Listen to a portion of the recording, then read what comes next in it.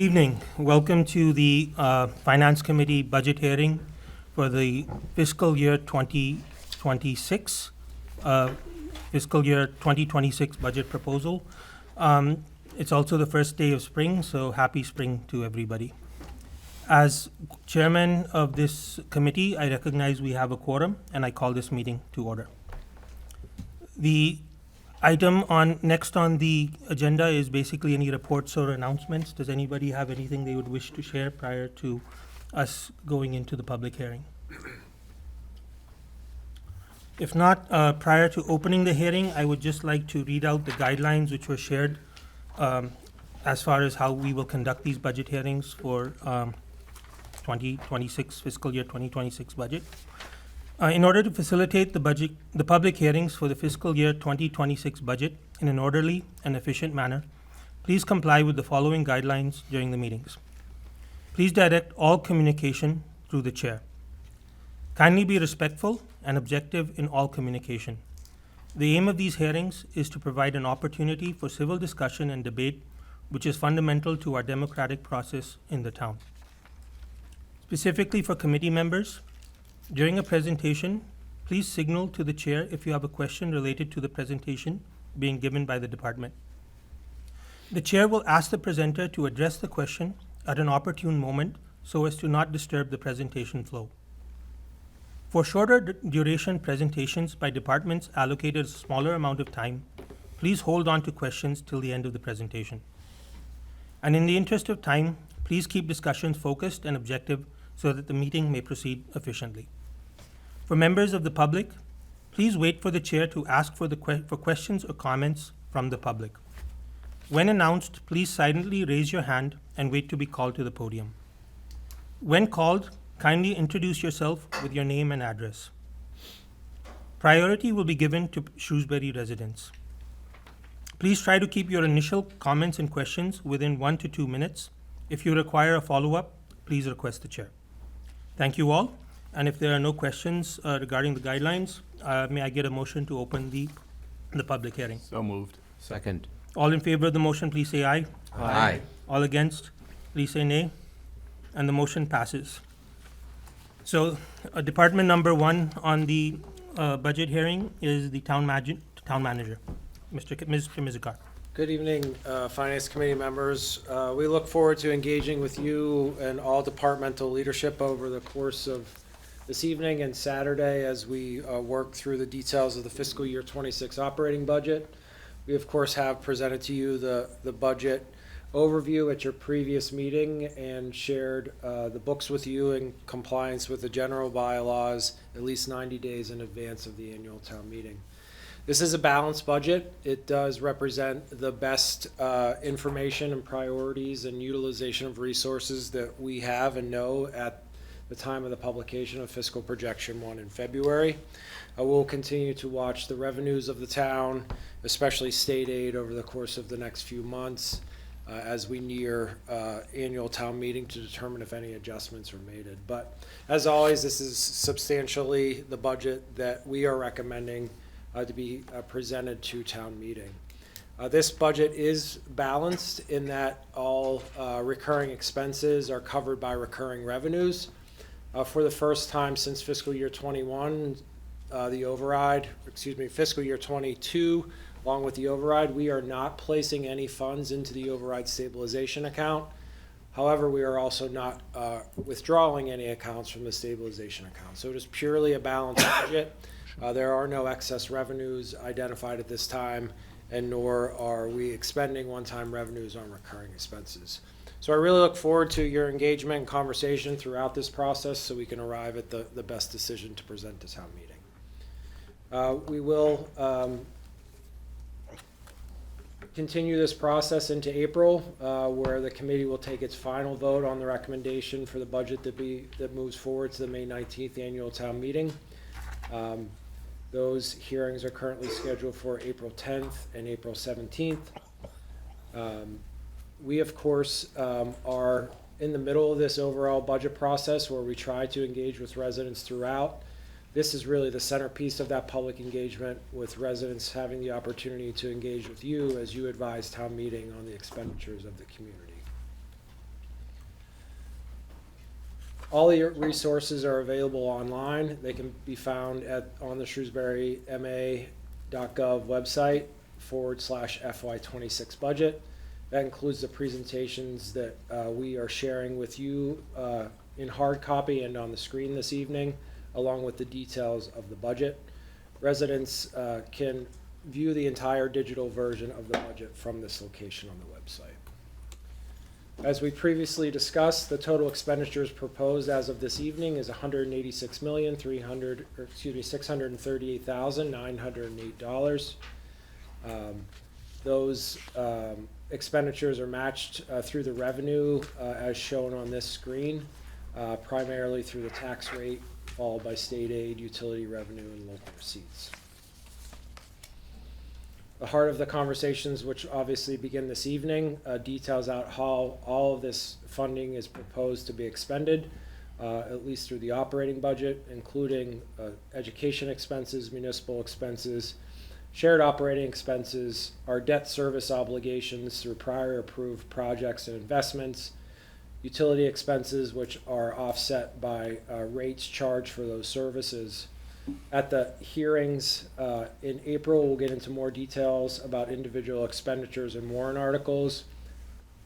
Throughout the course of this hearing, though, each and every department will discuss their capital investments that they have proposed for the FY26 year. So without further ado, we'll start this year with community development and continue through the rest of this evening with the Department of Public Works.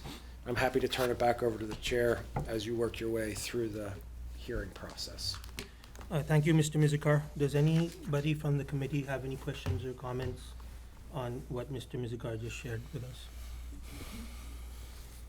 I open it to the public. Does any member of the public wish to say anything? If not, let us go on to the Planning and Economic Board Development section, which is on page 108.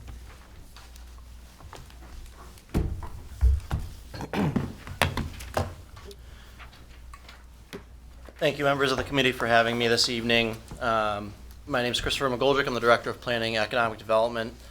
With me, I have Louise O'Neill, our Assistant Director, as well. The Department of Planning and Economic Development looks to provide a high level of service to the community,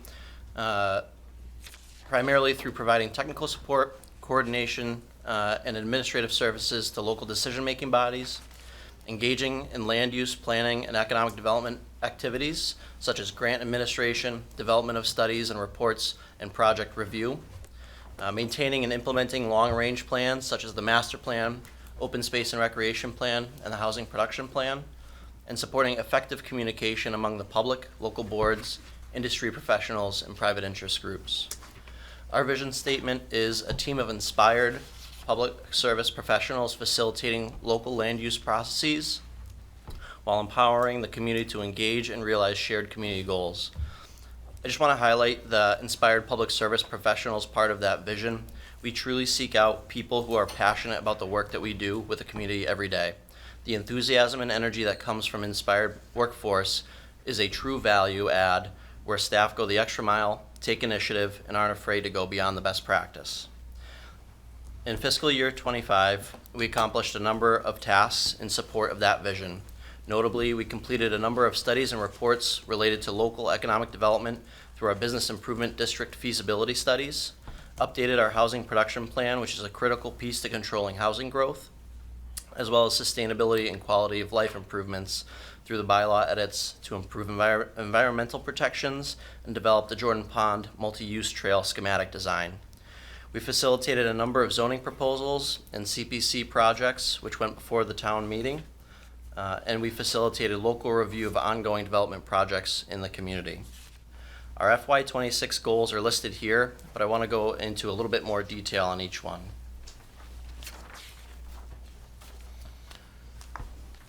Whether calling, emailing, or stopping by the office, staff is available to answer questions or point people to the information they need to be engaged.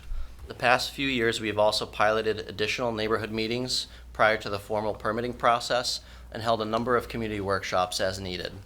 As part of this goal, we are looking to create forums to engage with the community on broader planning topics rather than specific projects and initiatives, to create a forum of for more informed public discussion on community topics.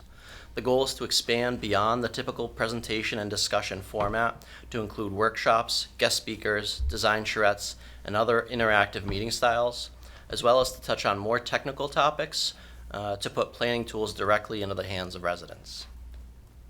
We're also looking for interdepartmental skill share.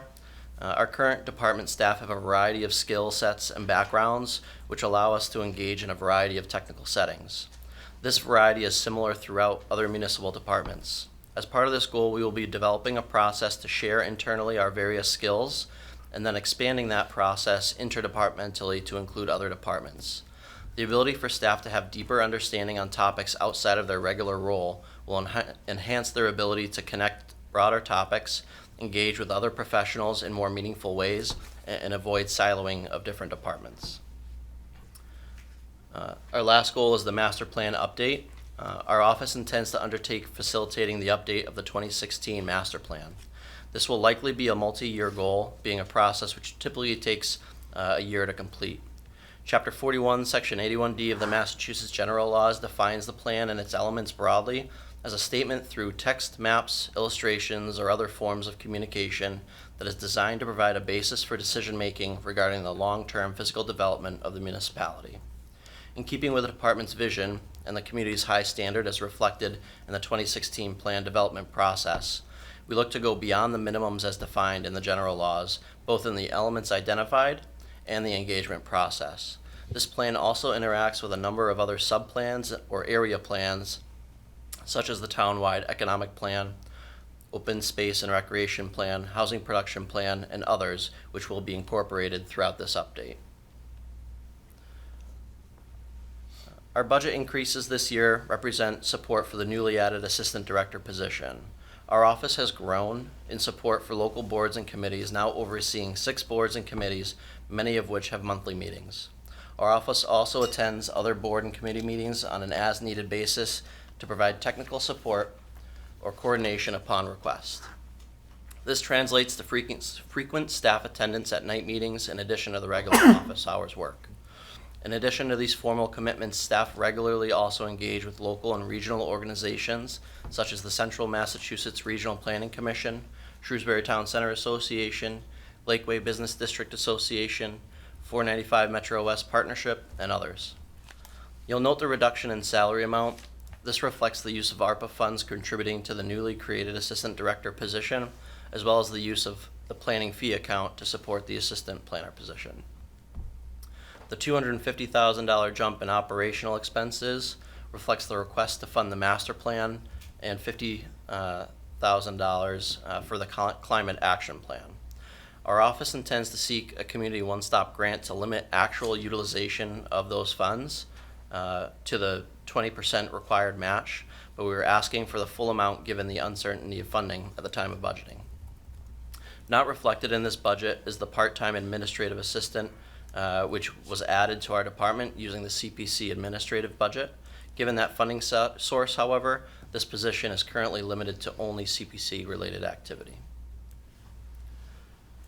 We've secured, moving on to grants, we've secured 5 additional grants since April of 2024, totaling an estimated $72,000, touching on topics of weather-related hazard, affordable housing, and potential new growth.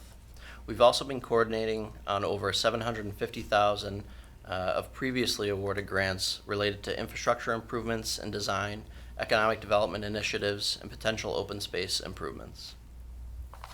Some of the dollar amounts have asterisks to note where there are estimates based on our share or pass-through funding estimates based on similar projects in other communities.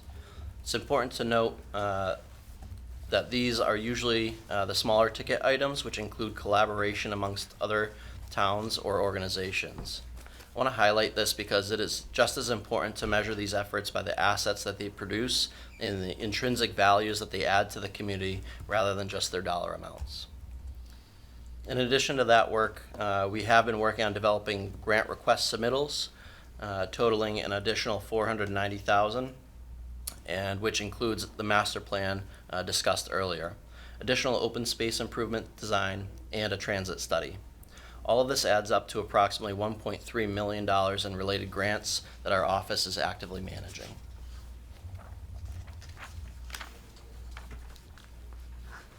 Thank you. Thank you, Mr. McGoldrick. Any questions or comments from the committee? Rajesh? Thanks for that update. Also, one quick question on the master plan. So what would be, so there's operational expenses that is like 250K. Is that a one-time request or it will be a recurring one? So it'd be a one-time request. The 200,000 is for the one-time request for the master plan update. We'll also be submitting a community one-stop grant application. So if we're successful in achieving that grant, we'll utilize those funds for the 20% match that's required through that program. Follow up. Oh, so how long is the plan, master plan mapping process in itself? The entire process from start to finish typically takes about 1 year, including robust engagement. So from having the consultant selected that would assist us, it would take about a full year to complete. Thank you.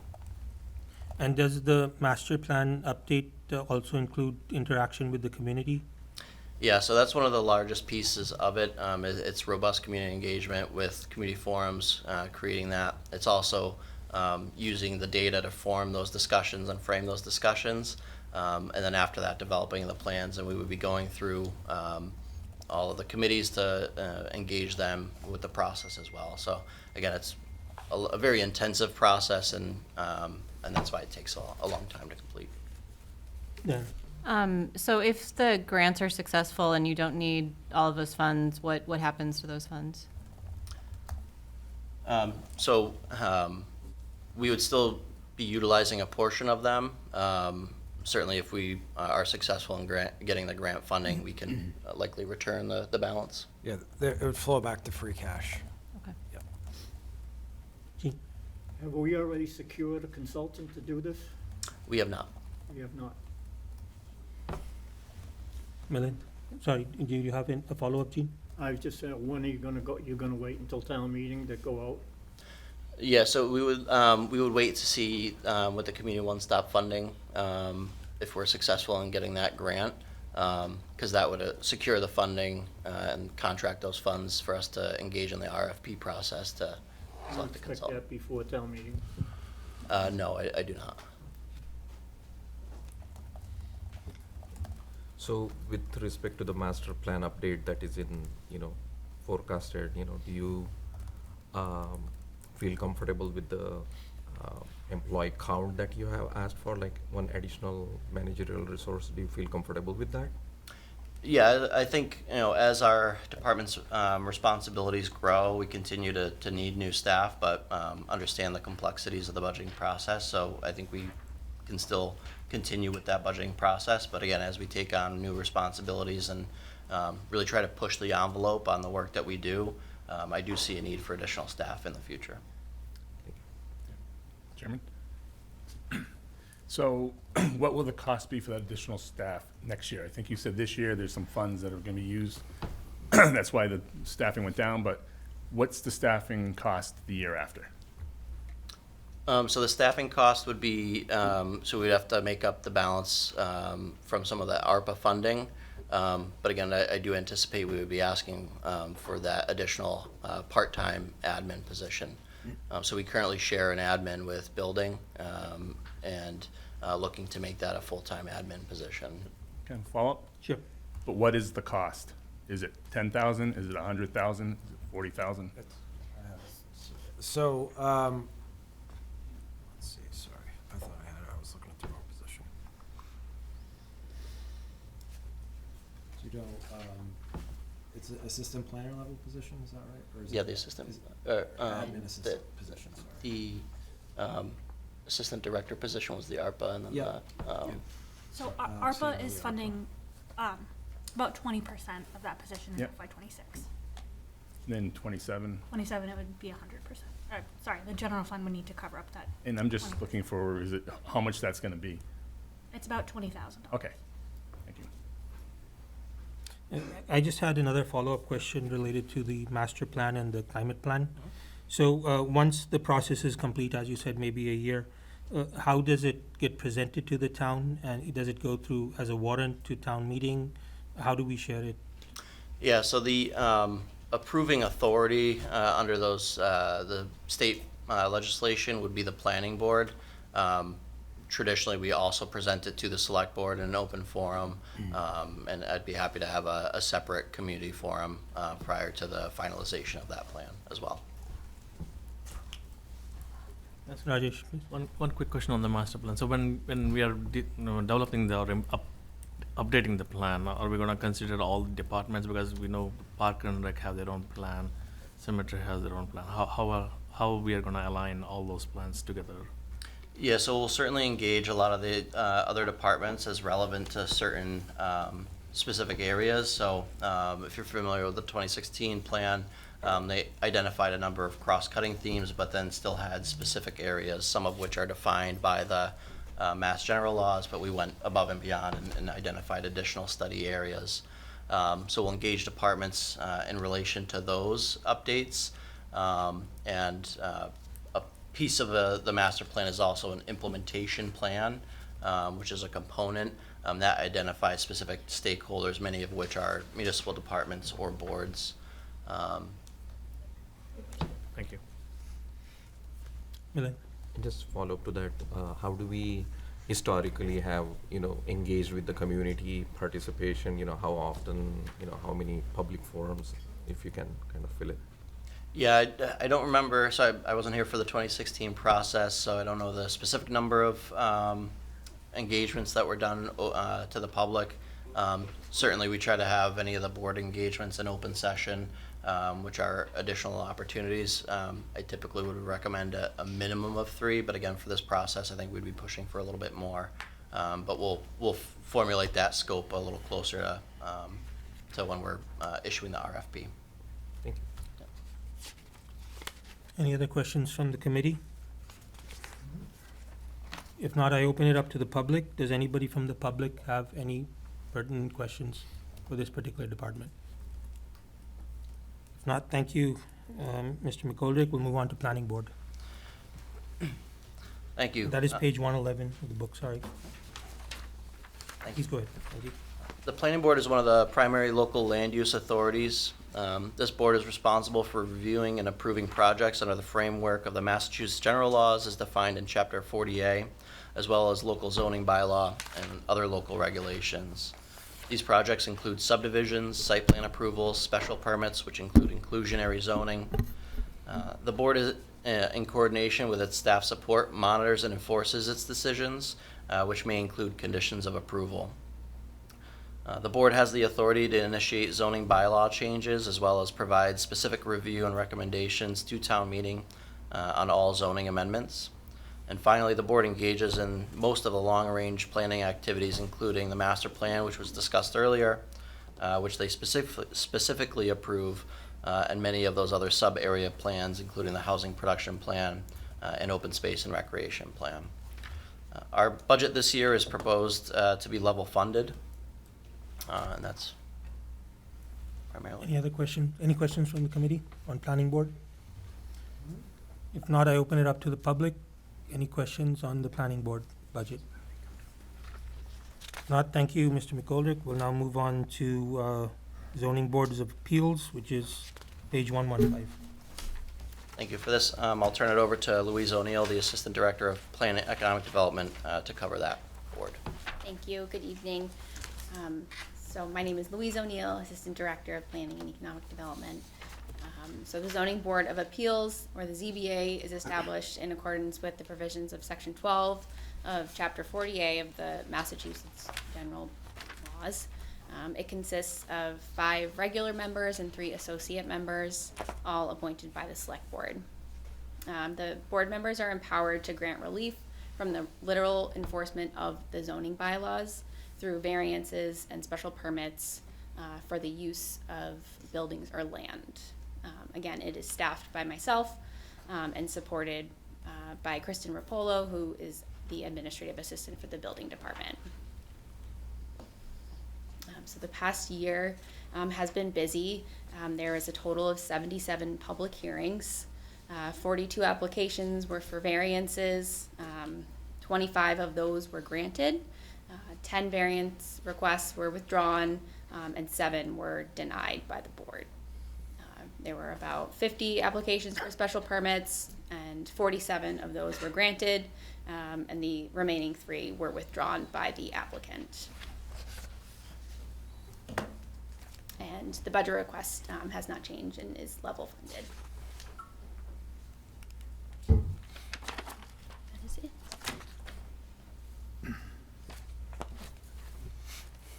Any questions from the committee? I open it to the public. Any questions for Zoning Board of Appeals from the public? If not, thank you, Ms. O'Neill. Go to the Department of, sorry, we'll go to the Building Inspector, page 113.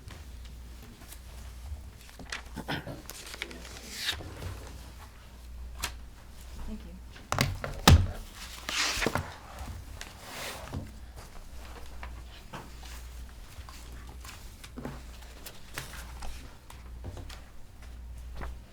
Hello, I'm Patty Sheehan. I'm the Building Commissioner and Zoning Enforcement Officer, here to present the budget for the Building Inspector's Office.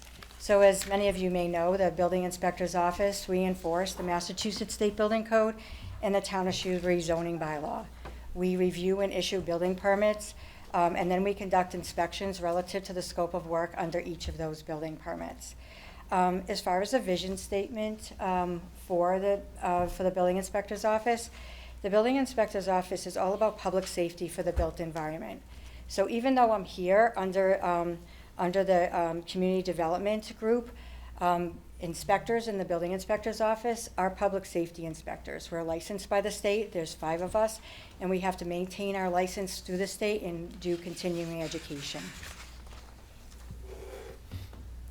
So the Building Inspector's Office has the FY25 accomplishments.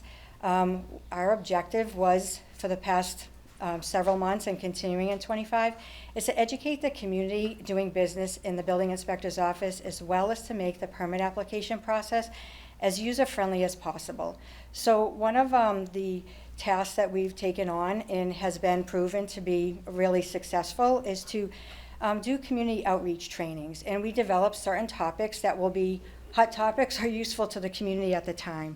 So back in September, just before we started our annual inspection process, which is mainly the inspections that we do for establishments serving alcohol, places of assembly, we conducted a training for annual inspections, how to submit your application, documents required, and what the inspection process is. So then we moved on into January. And in January, we submitted prepared a presentation on how to submit a residential building permit application.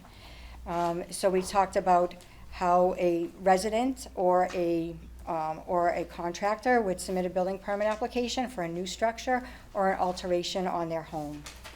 Then, also in January, because we had to be very timely with the accessory dwelling unit regulation that just came out February 2nd, we wanted to slide in there another presentation which involved many of our town departments. So accessory dwelling units, what are they, how do you permit them, and what are the roles and responsibilities of many of our departments. So we gathered the assessor, planning department, fire department, water and sewer department, health department, and we all gave an overview about what would be required from each of our departments.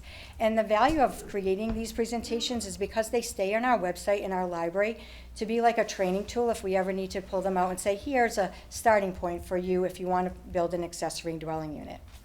And then the up-and-coming one is changes to the energy code, which of course is another ever-changing regulation for us, which was just updated February 14th. That presentation will be prepared for April of this year. So in the Building Inspector's Office, we are always updating our permit records in our OpenGov permitting system to reflect the new edition of the building code, which was implemented on October 11th, so we're in a concurrency period between the 9th and 10th editions of the building code right now, with the 10th edition going into effect fully July 1st. And then we are also updating our permit records to accommodate the accessory dwelling unit application. The accessory dwelling unit is a single-family dwelling, so we do have to update our applications to make sure that we can calculate that data or track that data, because we do have to report to the state on the number of accessory dwelling unit applications submitted. So now for the FY '26 goals. So we plan to continue our public outreach trainings, and we have a lot of topics in mind to come up, so we'll be developing those trainings. We are restructuring our certificate of inspection process due to changes in the building code that are required. And then we're creating a standard operating procedure for enforcement of building code violations and enforcement of zoning bylaw violations. So when we create, list our accomplishments and our goals, we always have in mind the strategic outcome areas. I want to make sure that we're staying engaged and connected. So with all of our outreach programs and with the permit application process being made more user-friendly, we feel we're staying engaged and connected. Then, of course, we always strive to be exceptional. So we've been updating our website. We have a lot of guide documents, we have frequently asked questions, and we have resources that are really more user-friendly. If someone goes to read the building code's not user-friendly. We're trying to make it more user-friendly. And then thriving. Thriving, it's all about public safety. We want to make sure that our built environment is safe for everyone doing business and living in our community. Prosperous, we are very business friendly. We're trying to help businesses to succeed in their permit applications and in their annual inspections to make sure they understand what the requirements are right up front when they start the permitting process, so there's no surprises in the end. And then sustainable. We just got our second electric vehicle delivered Monday, so we have 2 electric vehicles in our department. And then, of course, we've been a paperless department for over a couple of years. So now to talk about the budget. So, the budget, so what the requested budget, of course, was, you see 8 staff people if you go to the staffing plan at the top. And then, of course, fiscal projection, 1 is 6.5. And that's what I have right now, is 6.5. So I'll just talk to you about what are the challenges to still work with 6.5 people rather than the 8. So I'll continue to talk about the state building code. So the state building code requires these annual inspections of certain types of occupancies.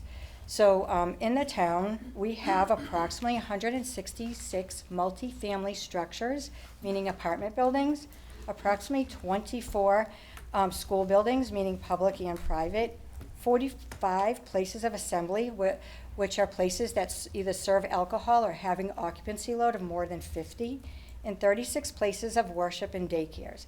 So all of these, under the Massachusetts State Building Code, requires the building inspector and the fire department to go and perform these certificates of inspection. So in addition, the 10th edition has added a category for inspections, and that is short-term rentals. So what is a short-term rental? Short-term rentals are essentially single-family dwellings that are rented for no longer than 31 days. We have to do inspections of short-term rentals starting July 1st. Also in the 10th edition of the building code is that we have to collect more testing reports for life safety systems in all of the occupancies that we already inspect. So of course, this is a learning curve for business and property owners that must be educated. So that is why back in September, we started letting the business owners know early that additional documentation is going to be required when they schedule their certificate of inspection with us. So that public outreach was in September, and now we have the training available so that we can post it on our website and keep reminding applicants of what is going to be required of them. Also, right, in February 2nd, as I mentioned, accessory dwelling unit regulation came out. We have a lot of questions on accessory dwelling units. So we're trying to keep the public updated on all of the questions that they may have for us, and we don't want to get accessory dwelling units confused with our in-law apartment bylaw. One more code to talk about is the energy code changes that just were updated February 14th. So with all of these challenges that we have with additional code requirements and the state has implemented, It would have been nice to have the additional staff members to help support us in that. But since I don't have those staff members, I'd like to tell you about the staff members I do have. So David Lyons is a contracted plumbing, gas, and mechanical inspector who's been with us for 25 years. Dave also supports the water and sewer department and also the fire department. Joe Riley is our plumbing and gas inspector, and Dale Blue is our electrical inspector. These gentlemen have a wealth of knowledge and are really valuable for their code knowledge and the training that they've had for commercial projects in the field in their prior lives. Alex Moriarty and Melissa McDonald are assistant building inspectors. Melissa just joined us in September and has been a really valuable asset to the building inspector team. And then the two administrative assistants, Emily Larson and Kristen Rapolo. So they're both administrative assistants, but of course I only got 1.5 of them because 0.5 I share with Chris and planning department. So for some of the statistics for the building inspector's office, you can see here that, we issued, just under 4,400 permits in the calendar year of 2024. The value of work, $91 million, and then fees collected, just under $1.4 million. So the fiscal budget projection, is just under $614,000, and the fees collected by our office is $1.4 million. So I wanted to present this slide because I wanted to make sure that you know that the building inspector's office, the project, a commercial project in particular, it goes through a lot of different boards and review by different departments, and then it finally comes down to the building inspector's office for a building permit for the structure itself. But the building inspector's office never stops working with all of those other departments that surround us to make sure before we give that certificate of occupancy, to make sure that all of the other departments, that compliance is met, and that the developer has all the communication that they need from those departments along the way, so that at the end, we make sure that we can issue the certificate of occupancy and we don't have any unanswered questions along the way. So with that, I'll take any questions you may have. Thank you, Patty. Thank you for that great presentation and introducing your team and the great work that they're doing, so thank you for that. Before I open to the committee, I just had a couple of questions. One was the value of work number that you had, 91 million. So I didn't understand, what does that actually imply? So when a permit is submitted to the building inspector's office, the state building code requires that you estimate the value of work that's being done under that permit. So if you're renovating a bathroom, maybe your bathroom value of work is $10,000. So that is the value of work that's collected. Okay, I see. Thank you. The second question I had was related to the shortfall in staffing, that your request of having 8 people as opposed to just maintaining 6.5. Since the work that you do, your department does, is so critical to keeping Shrewsbury business friendly, do you see any challenges in terms of keeping Shrewsbury a business friendly town?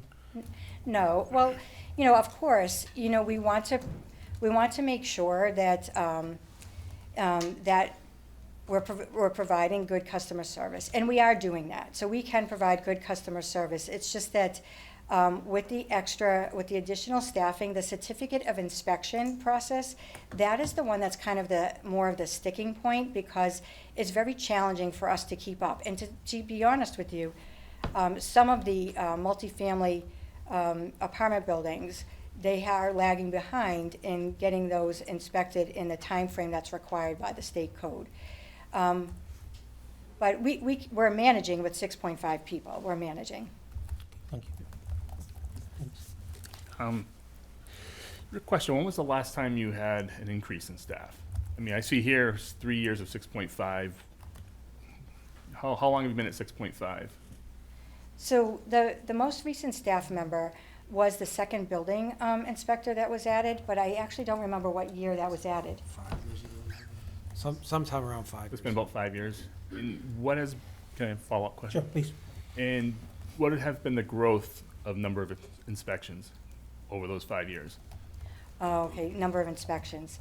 So I actually don't have that statistic in number of inspections. I'm assuming it's probably a pretty high number, though. So, you know, the number of the building permits over the past few years have kind of stayed pretty steady. Yep. But what I would add to that is that the types of inspections that we're doing for the types of occupancies become more challenging and more time-consuming. And one last question. And when these certificate inspections, et cetera, get postponed, like on the multifamily housing, does that reduce revenue because we may be pushing into another quarter? So we do collect a fee for doing those annual inspections. So yes, if we don't get those done, the fee is not collected. Okay, thank you. Gene? Just two quick questions, Patty. What is the normal turnaround, submit plans to build a new home? To build a new single-family home. So we will make comments and do that review within the same week that application is submitted. In commercial, it depends on the size. It's, you know, we're working pretty quickly. We respond to building permit applications and do a review within the same week that every building permit is submitted.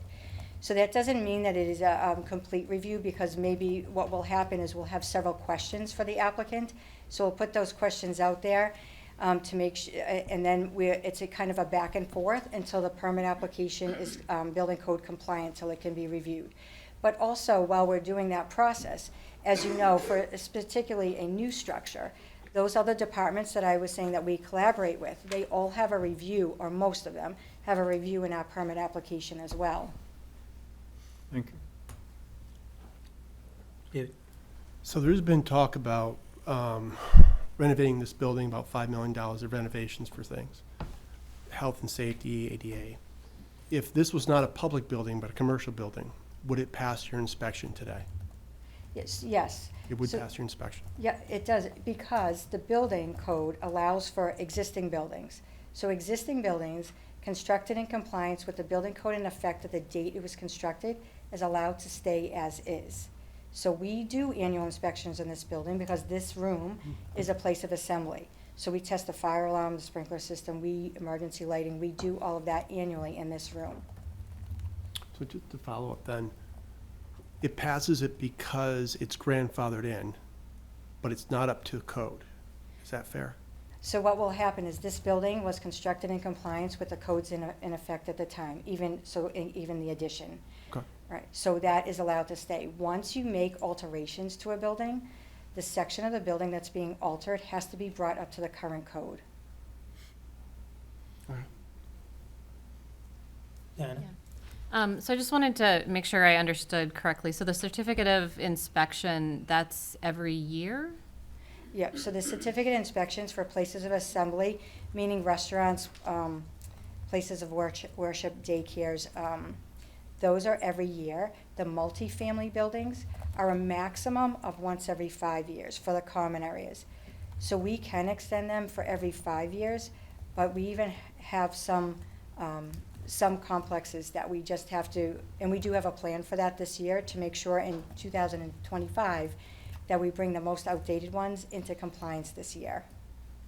And what's the number? I know you said it earlier, but how many is that per year? 166 Okay. multifamily buildings in town right now, and more to come.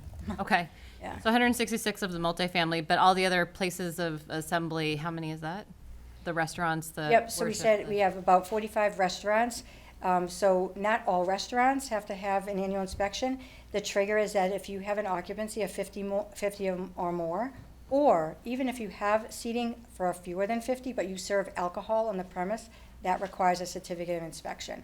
We have about 45 schools, and then we have about 36 daycares and churches and other miscellaneous ones. Okay, thank you. Milind? Couple of questions. I see the operating expense having more number than last year. So which category do you anticipate to have more cost this year? For the operating expense.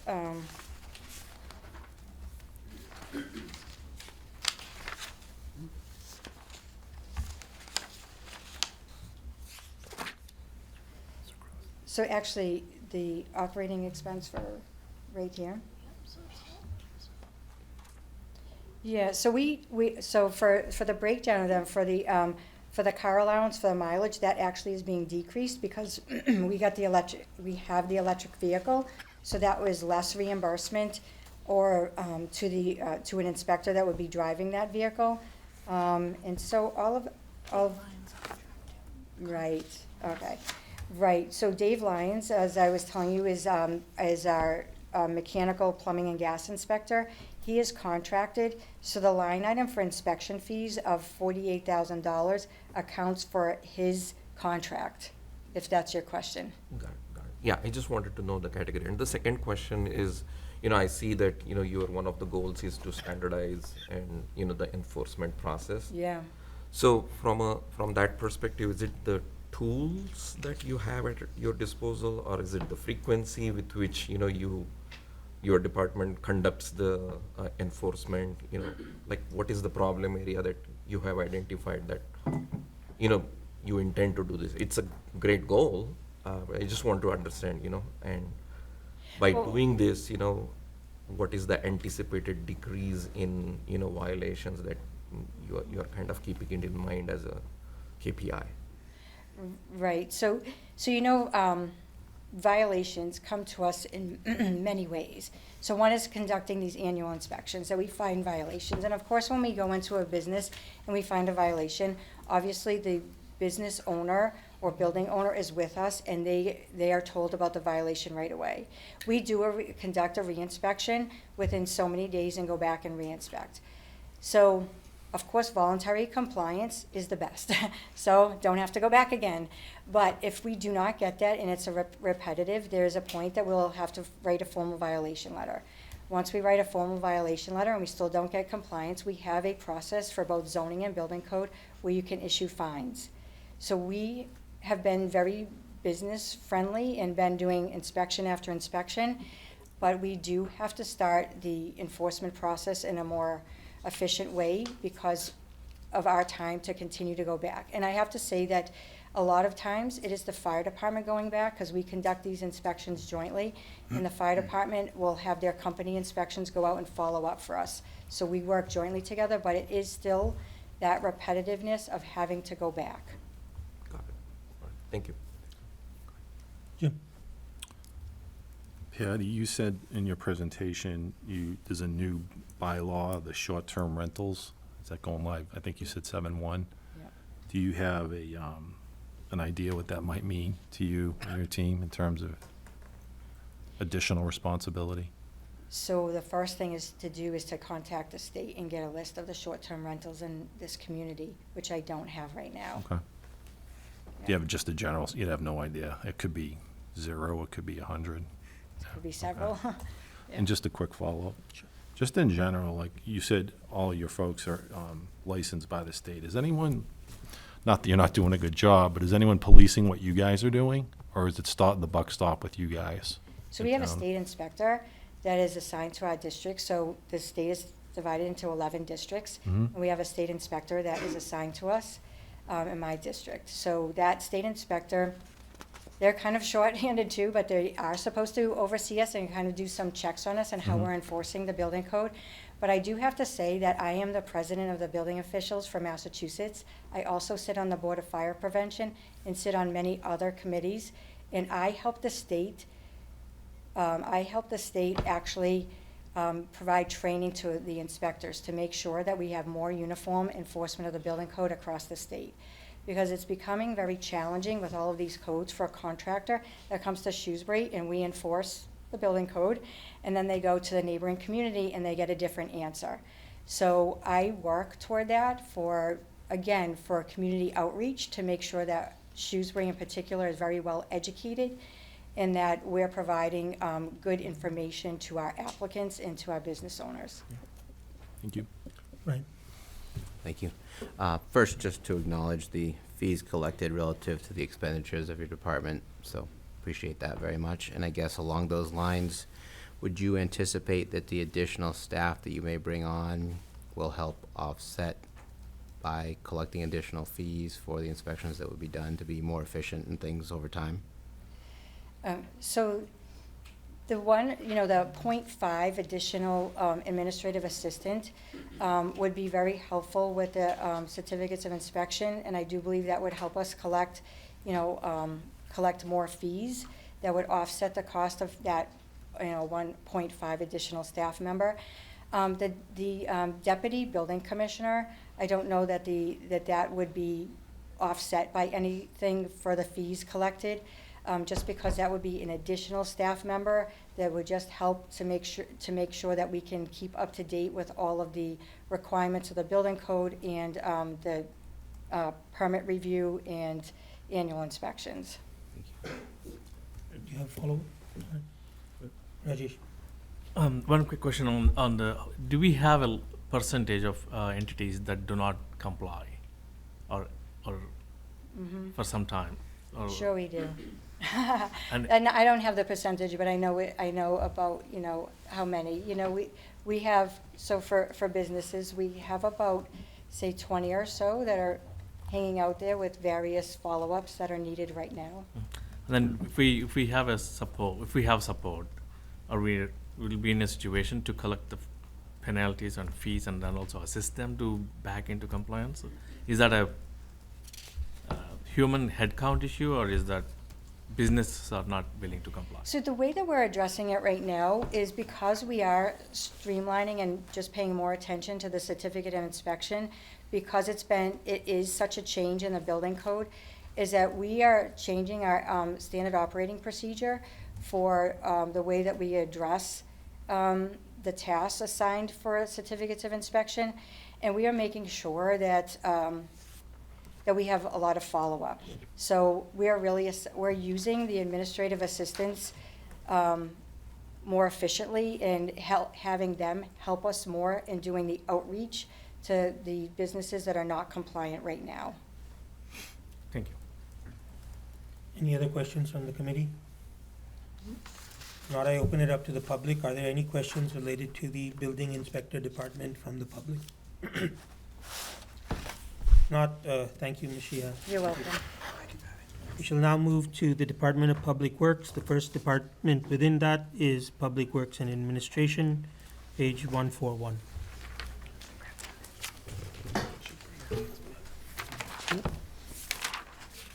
Hello and good evening.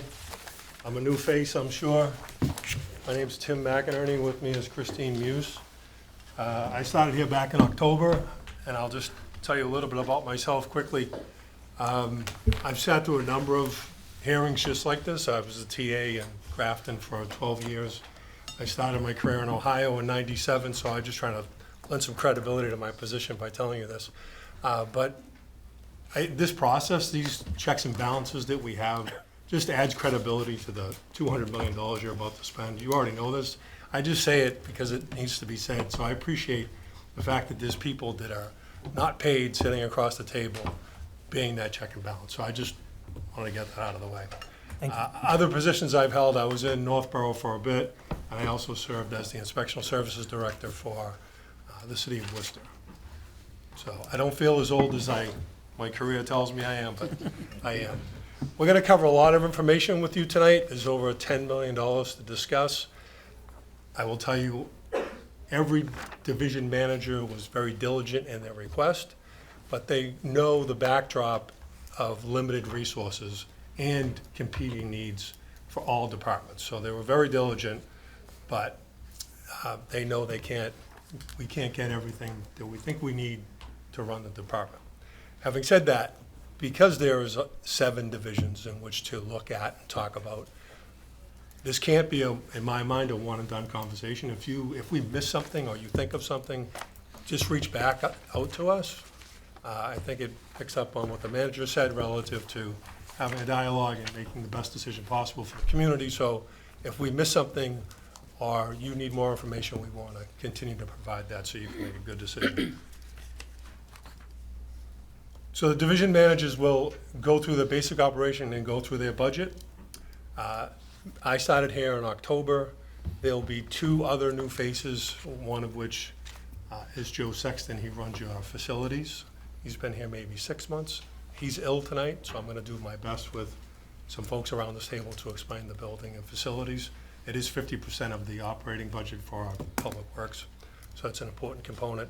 The other is Tim Maroney, who does water and sewer. We promoted him from within, so that was good.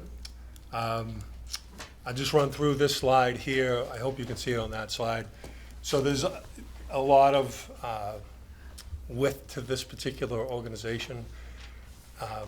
I will just say that they're all critical, but the BMD and engineering are critical because engineering helps us to see the future and plan for the future. So that's a critical role for that division.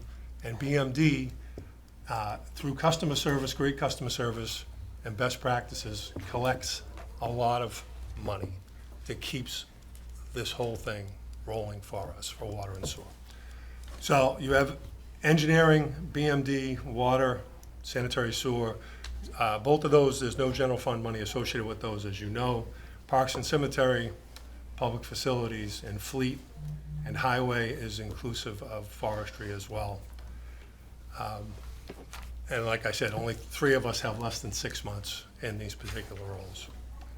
So slide 32 deals with the clear vision and core. In my mind, the vision for DPW is obviously to provide excellent customer service and quality infrastructure for the community to enjoy.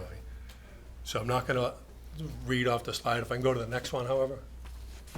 So there's usually when you go through this process, you look at what you did last fiscal year in terms of goals and accomplishments. You know those far better than I do at this point. But I will tell you that moving forward, there's a shift in core philosophies and values that I'm trying to bring about. And the goals speak for themselves. Infrastructure, your pavement management index, for example, that they review on a semi-annual basis, has declined in the past couple of years. I need to develop a plan to deal with failing roadways and potholes. That has to be a priority. There has to be internal and external efficiencies of operation to save money and provide great customer service as a second component. Staff training and safety is a big deal, and standard operating procedures. Patty, I don't know if I stole her idea or if she stole mine, but we need standard operating procedures across all divisions. So those are some of the goals that we're looking at. So if we go to the next slide, I'll jump into the budget piece of this. This slide represents how this 10.5 million is spread out.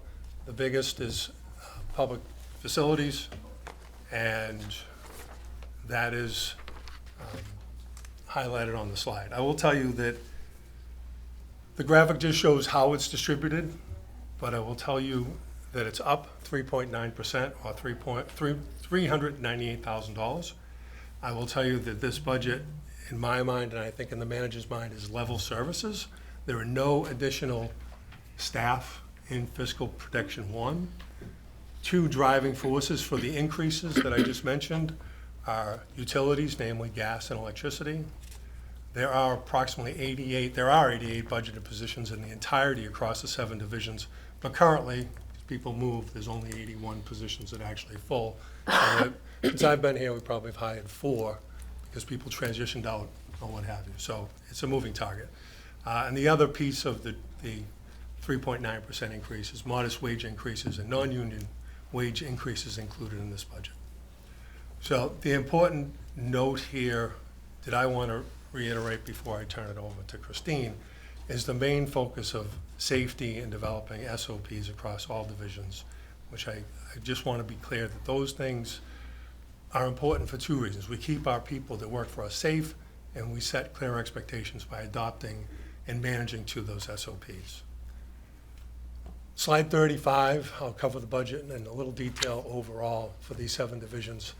You can see how it's broken out in the department for actuals 23 and 24. By division, it shows the budget for 25, which hasn't closed out yet. Those figures obviously have been vetted and seen by this committee and by town meeting.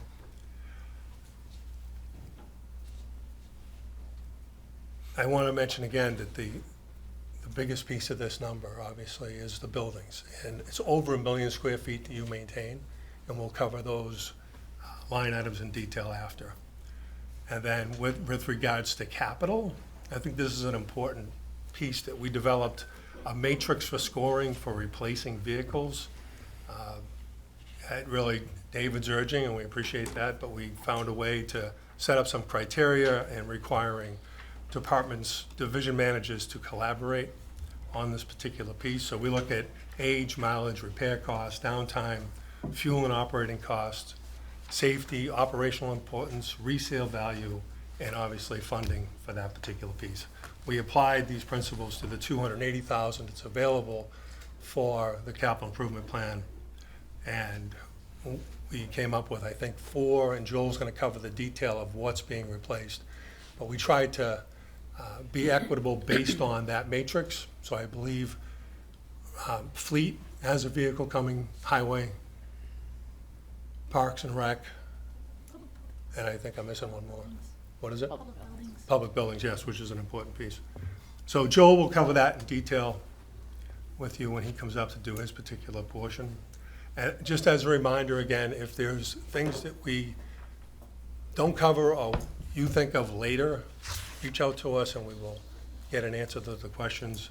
And with that, I'll turn you over to Christine Muse, the Business Management Division. Yes? Yeah, before we go to, we shift, there's some questions for you. Sure. in the committee. One quick question. You mentioned roads. We always used to have a plan that we had a series of roads in sequence that we did each year. Is that basically the same schedule you're gonna follow now, or are you thinking about other things, or? For fiscal '26, it'll stay the same. We have to collaborate on what the process might be to fund those roads. Right now, you're just using Chapter 90, which is about 980,000, maybe $1 million.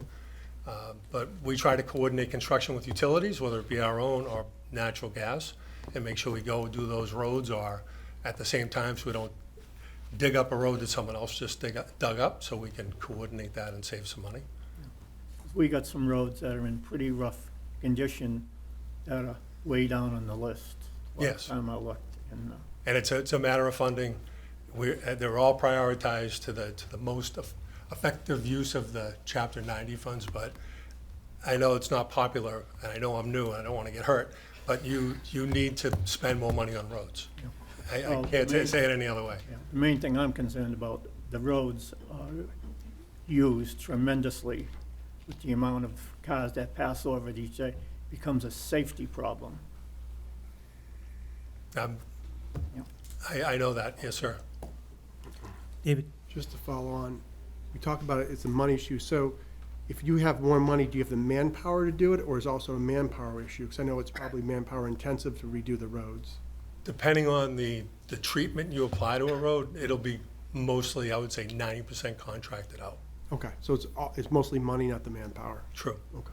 And how much money would you need in a perfect world, we'll say, to keep that plan going? How much more money would you want? We haven't done the analysis to figure out what that, dollar spent, dollar saved would be. But you've gone in 2 years from a 56 pavement management index to a 54. That might be off, but you've gone down 2 points and you're still spending the same amount of money.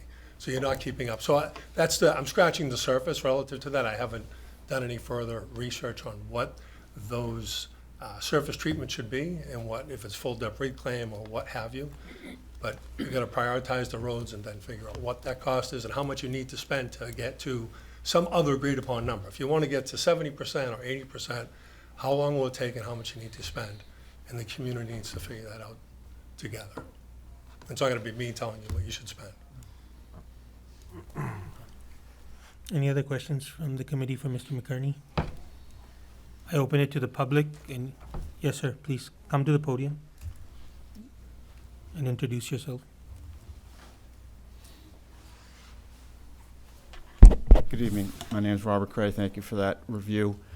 I'm just curious whether there's a treatment for town roads in need of crack sealing that are different from the capital cycle for a total repaving, and how that's shown in your budgeting. Nick Ropecta, not to defer, but he will answer that question for us. And I also- don't know it off the top of my head. Also, I did want to note there were some serious potholes out on Old Mill Road that were filled within a few days, so thank you for that. Thank you. Any other questions or comments from the public? If If not, we shall move on now to the Department of Public Works and Administration. Thank you. Yes, good evening. Christine Muse, I'm the business manager for the DPW. I've been with the town for a little bit over 2 years now. And the BMD team, think of us as kind of the central office support for the DPW. We handle things across all 7 divisions, financials, customer service, operation support, billing, permitting, and solid waste and recycling, which you will hear about after my presentation. We've got 8 FTEs on the team, as well as myself. The vision statement that you see at the bottom there is really kind of representing incorporating our key focus areas and principles, which include providing world-class service to our community, doing the highest quality work and working together to meet our objectives, and providing learning and development for the team to continue to improve the services that we and they provide to the town. Highlighting just some of the FY25 accomplishments, looking back a bit, we've been focused on process and tool improvements across the board, across all 5 of those functions. It's honestly a daily focus for us. The expectation is that we are constantly looking at our work and saying, how can we do this better, more efficiently? A couple of quick examples. We implemented new billing software for the water and sewer billing called Temetra back in the early summertime. It's great. It's cloud-based. It gives us a lot better insights, improves the ease of reads when the guys are out collecting the reads in the field.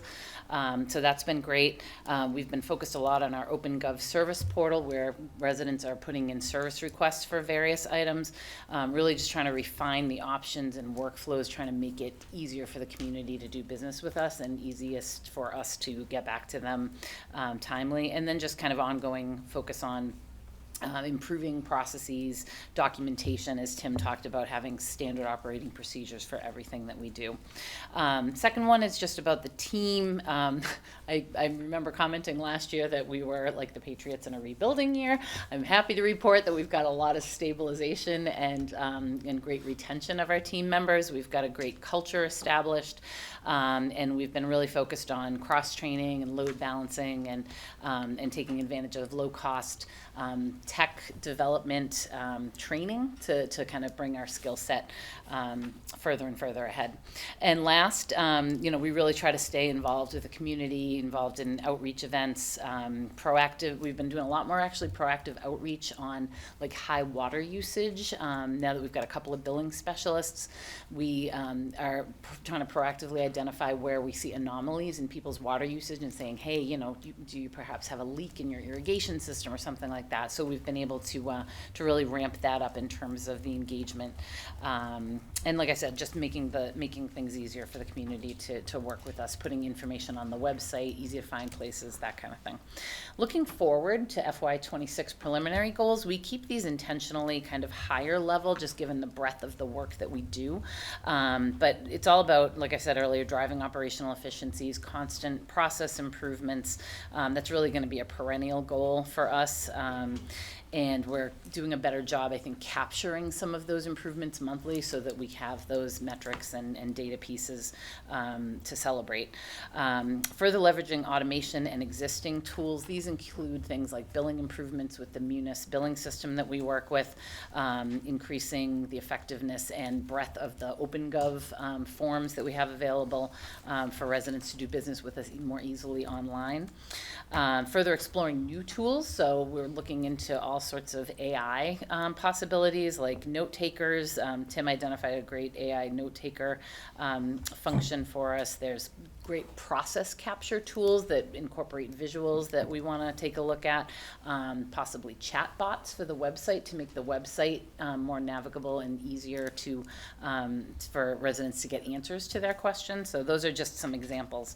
And then lastly, strengthening team and role health, supporting our successful future. Again, back to the training and cross-training and make sure we can back each other up, having good documentation, succession planning, things like that. And the one more detailed level goal that I'd like to share with you that kind of encapsulates the first 3 of those 4 is our advanced metering infrastructure project that we talked a little bit about last year. It was in its infancy at that point. And we have been working, you'll hear, I'm sure, more from Water and Sewer about this as well. You know, we're obviously working very closely with Water and Sewer. It's their infrastructure, but we are doing the billing and using the meters to do the billing. So there's been increased focus on meter replacements, and we're developing a plan for what those meter replacements are going to look like, using an outside vendor to help us as we scale up. And we're going to be leveraging Selco's Canopy infrastructure for advanced metering. So basically, we can have the water meters that we will install be talking to the Selco Canopy and be able to do that meter data collection electronically. And the guys won't have to be running around in trucks doing water meter readings anymore once we can switch over to this infrastructure. So it's really going to modernize the way that we are doing our water and sewer billing across those 12,000 plus accounts, and it's also going to put real-time data into the hands of the residents, which I think will be great. Like, you'll have an app on your phone that you can literally look at and say, like, oh, what was our water, what was our water usage this week versus last week, or today versus yesterday, and advanced leak detection, things like that. So it's going to bring a lot of great benefits, and we are looking to start a pilot as soon as mid-May. So it's now within striking distance. So we're super excited about that. And the last thing I'll say here is just in terms of alignment with the strategic plan outcome areas, BMD is primarily focused on exceptional and engaged and connected, and certainly sustainable, which you'll hear when Gosha joins us to talk about solid waste and recycling in a moment. In terms of the budget, we are up this year about, versus last year, about 7.5%. Most of that is due to salaries. Our operational expenses are only up about 1%. That $900,000 total is just under 9% of the DPW budget overall, and most of that number is salaries. It's about 80% salaries. And lastly, just some sampling of some data and performance measures and metrics. Like I mentioned earlier, we've got about 12,000 plus utility accounts that we bill and service, residential and commercial. We manage payroll and all sorts of personnel data management across all 7 divisions, so that's all 88 employees. Like I said, we've been more proactive around the water meter replacement, so we did almost 400 of those over the calendar year, ramping that up. 547 permits processed across highway, driveway, water, and sewer. And a number that I thought was kind of cool, we looked back at 6 months worth of data for phone calls coming in, inbound phone calls during business hours from September through February, that 6-month time frame, and it was 5,740 inbound calls, which averages about 47 a day. So it's a busy place. With that, I'd be happy to take any questions. Thank you, Ms. Muse. I had one question. First of all, thank you for that very detailed presentation. So the tools that you described, automation and the electronic reading of the water readings and all that, how is that going to be funded? Is that part of your budget? No, that's actually through water and sewer. Good question. Yeah, so basically, because, like I said, it is water and sewer infrastructure, that is funded through the water and sewer budget. And then in terms of the automation, we do have some professional services dollars there. Not a lot, but some that we thought we could use to try out some of that AI. And I think like the chatbot website example is something I think that the town manager's office is looking into broadly. Not to say that it's set in stone or anything, but just something we want to investigate further, because those chatbots can really help in terms of ease of access to information. Rajesh. Thank you. So couple questions related to the tools improvement and process improvements. Yep. Is it in alignment with the entire town? I think Mr. Miziker mentioned something that we are looking at much more improved efficiencies in the tools. Yep. So is it in alignment with the entire town's pathway towards improving processes, or is it a bespoke? Yes, no, absolutely. And really, I think a lot of the tool and process improvements definitely align, and it's really looking at at the existing tools that we have in place, like I think about the OpenGov platform and Munis in particular, because those are the two systems that my team uses the most, and really determining how we can better leverage them, make the processes more efficient. We've made a bunch of changes to our OpenGov workflows lately just to make it more, I guess, more easier for the residents to use, but also more efficient on our end, and like who needs to know about this particular step in a process. And if, you know, if Gosha needs, you know, a good example is a property that's turning over. So we have to put out a final bill for a property transfer for water and sewer, but we also need to collect the recycle bin number from the resident when it's passing over to make sure that we've got the asset there at the property. So we put in an OpenGov step for Gosha to be able to have a line of sight into that. So that's just an example of how we're trying to leverage that. One follow-up on the other note. So with the new smart meters getting installed, so how much of our workforce time would be saved, and how can we reallocate them to? Yes. That is what I am dying to get after. So we are, like I said, it's been a challenging year in terms of, you know, kind of moving the ball forward, but now we're at a point where we can actually start to pilot, and you hit on something that I am very excited about going into next year, is determining what those workflows are going to look like and how much more efficiently we can work. And our hope is to move, as you probably know, we bill quarterly for water and sewer right now. We'd love to get to monthly, and I think with the ability, and I always do the, you know, press a button and we're going to be able to pull all the reads in, and it's going to make things so much more efficient that we can spend our time on more value-added activities, including billing more frequently and, you know, helping residents to keep an eye on their water usage and, you know, having that proactive outreach. So I would say more to come on that. Thank you. Sure. Gene? Quick question in reference to the new billing system and the meter system. It's been in place for a little while now. Have we seen any improvement on where the water is going that we lose each year? Yeah, so I will largely defer that question to my friends from Water and Sewer, but I think with the inherently, if you've got meters out there, like the 400 meters that we replaced, that are talking to our system more effectively, more consistently, that in and of itself is going to improve the, you know, that unaccounted for water. I would say the Temetra implementation that we did back in the summertime, that was probably more around processes. I mean, like I said, it did help us to get the reads a little bit more efficiently. But I think the meter replacement program project that's kind of coming down the pike, that's going to be the biggest to move the needle on the unaccounted for water. So have you got two systems that you're reading the meters with? No, so we use the Temetra system right now, and I'm sorry, so the AMI system that I referenced, that advanced metering infrastructure, that is what we are moving towards, and AMI talks to Temetra. So Temetra is kind of an improved software for us to use to interface with Munis and do our billing, and then AMI is going to talk to Temetra, so they work in concert with each other. So basically, the truck still comes down my driveway. I got 3 houses. It won't, As of right now. after we do that now, we'll continue to do it until we switch the Backs meter out. Right. and the ERT's over. Exactly. Milind? So one question, 47 calls a day. What are these calls are about?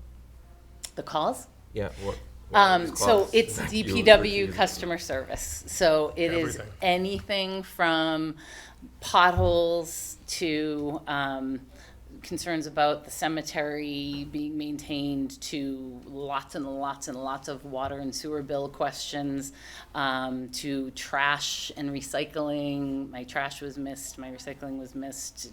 Is it a holiday? Is it delayed this week? That kind of thing. So it's literally everything across the DPW, all the phones ring to us. So what are the, sorry, follow. Please. What are the top 2 categories that, you know, your department kind of spends on? Solid waste and recycling and utility billing. Thank Yep, by far. Yep. And With all these changes coming in, which all sound great, is there any thought of using AI within there, to find out, are we having, you know, are there water leaks, or do people stop paying or stop using water for a period of time? Why would that be? Or even when we're in our, you know, conservation piece where we're watering every other day, where we could find, is there ways are you gonna be able to track to see who's actually watering every day? Yeah, that's a great question. I think those are the types of things that we want to investigate, and those additional tools that we can bring to bear. We're really just starting to learn about some of the possibilities with these new systems and tools. So yeah, and it's funny. There's like an AI working group that's being spun up across town that we have 2 folks on our team, one of whom is the utility billing specialist, that are going to be participating in that. So really excited to learn about what else we can bring to the table for the community in regards to that. Oh, I have one other follow-up.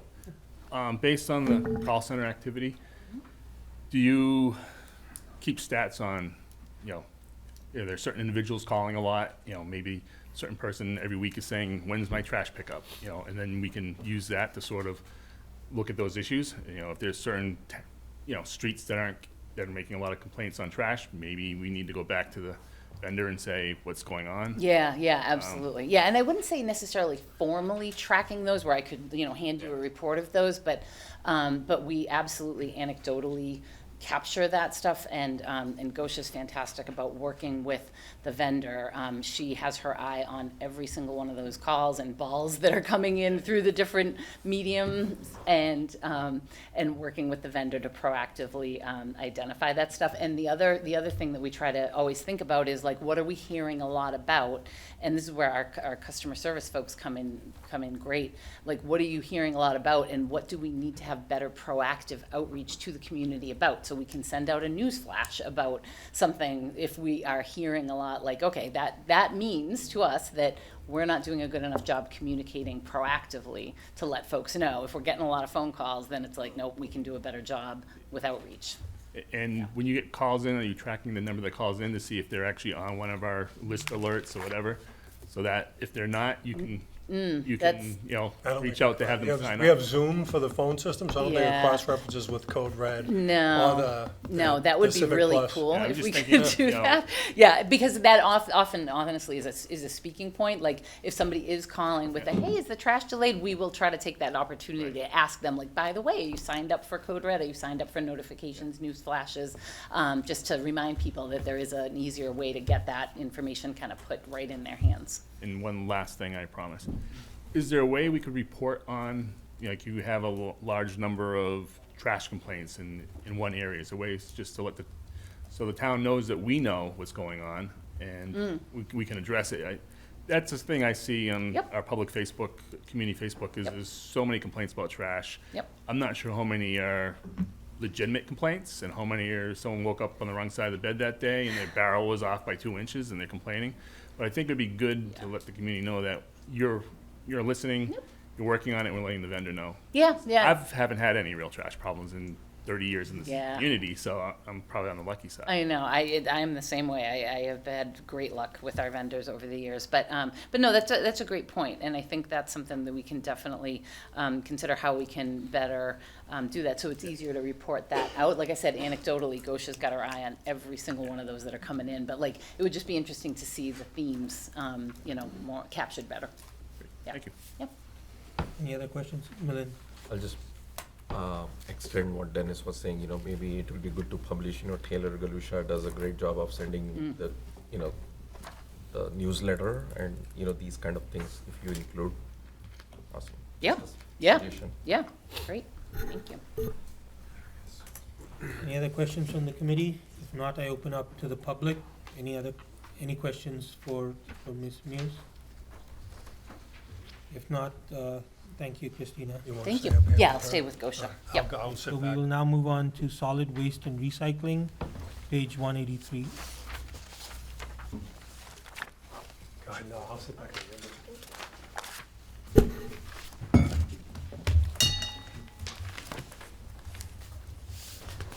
Good evening. My name is Gosia Stolarska. I am the Solid Waste and Recycling Program Manager for the town, and I'm in a full-time position as a part of a business management group. Solid Waste is currently supported by customer service team members from Business Management Division. We anticipate growth in the solid waste department in the future. This is driven by the need for more curbside collection audits to reduce contamination and increase recycling participation, as well as expansion of services, such as developing a potential recycling center and offering more drop-off options for hard-to-dispose of materials. Our main goals are to provide exceptional customer service, conducting public outreach and education, managing relationship with vendors, and implementing waste reduction initiatives. Our vision is to create a community when everyone actively recycles and works together. We're focused on building strong communication and trust with residents through our outreach and programs offered. The end of fiscal 25 and the end of fiscal 24 and beginning of 25 were very busy times when we transitioned to a new hauler, switched to single stream recycling, and implemented recycling carts. With Casella's help in June, we distributed 10,736 recycling carts to Shrewsbury residents who participate in pay-as-you-throw program. Leading up to distribution, we held several informational sessions, including in-person, drop-in session, and presentations. We also had the opportunity to engage with the community at Arbor Day, organized by Celco, which was a great success. It provided a chance to connect with many residents and discuss our program. One of the goals set for 25 that we established is a hauler regulation. We were not able to finalize details as a large portion of the time was spent on other tasks related to the new hauler and recycling carts implementation. We will continue on the hauler regulation in fiscal 26 as we believe that this regulation will benefit all Shrewsbury residents, especially everyone who doesn't have access to recycling right now. Our preliminary goals for fiscal 26 is to evolve composting drop-off pilot program, curbside pickup recycling audits that we will conduct with Casella, and develop trash in hauler regulation. All goals mentioned above align with strategic plan goals that are sustainable and exceptional.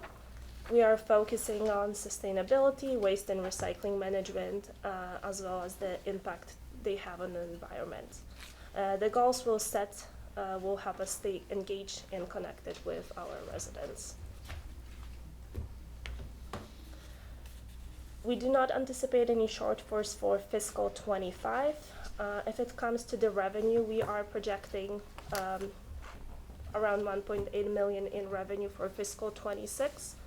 The revenue consists of pay-as-you-throw bag sale, bulky waste fees, miscellaneous revenues that contain mattress, recycling cart purchase, composters, etc. We will be applying for a grant from Mass DEP, and we anticipate that we will receive about 27,000 in grant funding next year. If it comes to expenses, fiscal 26 budget request mainly refers to operational costs. On the slide, expenses 4, 5 through 6, that comes to $3.495 million, are mainly, they mainly cover solid waste and recycling, hauling, yard waste collection, disposal of materials like recycling, waste, mattress, and holiday trees. And the amount you also will find the cost of purchase of pay-as-you-throw bags, maintenance and delivery of recycling carts. The cost increase between fiscal 25 and fiscal 26 is related to higher cost of recycling disposal. This is after we switch to single stream recycling. Also, as we see increase in pay-as-you-throw bag purchase, we will be entering into new contract end of this fiscal year. That will also potentially increase the cost of to us. For the first time, we are asking for separate appropriation of $5,000. This will be money that will help us cover any unexpected costs like extra dumpsters, or we want to help with a recycling event or anything like that. in the future. In a fiscal 24 and fiscal 25, we distributed 10,736 recycling cards, with many additional cards purchased by the residents. We are proud to report that our waste decreased by 4.6% in the calendar year 2024 compared to 2023, which is a reduction of approximately 270 tons. During the same period of time, our recycling increased by 12%, which is about 300 pounds. Yard waste tonnage stays about the same and similar to last year. We were able to collect 65 more mattresses than previous year. Mattresses are collected through the town and also through Casella and Green Team Junk Removal. We were happy to expand our options through OpenGov. Residents now have other options than just report a missed pickup. They can purchase recycling bins, purchase composters, report any issues with pay-as-you-throw bags. And we received over 500 requests through OpenGov that were processed. Also, July and August, we conducted 3 drop-offs for recycling bins. We were able to collect 9.5 tons of rigid plastic that was recycled through Casella. I think there was about 4 dumpsters that we had filled, stacked nicely with recycling bins. We collected multiple sizes, styles, and colors. It was fun. It was very fun. I will never do it in July. And thank you. That will be it for the presentation. Any questions? Thank you, Gosha. I had a couple of questions. So the shift to single stream recycling, so it was obviously a 10% increase in cost. Yes. So what were the real benefits? I did notice that you did say that there was a decrease in overall trash production, as well as an increase in recycling. Was this anything in any way connected, or are they just mutually exclusive? I think we will need a little bit more data to truly say that this is the case, but I hope that it's because we implemented the recycling cards. People are more willing to recycle. They have a bin that is in their driveway, and it's easier to roll it to the curb. So I believe this is the reason why the recycling increased, because people are actually participating. And that is what justified the shift to single stream? No, so when we researched the recycling cards purchase, we had to decide if we're going to continue with dual stream. If we will stay with dual stream recycling, we would have to think about 2 recycling cards provided to residents, which would be a huge cost. We did not have money to cover that. We only had grants for 1 recycling bin per household.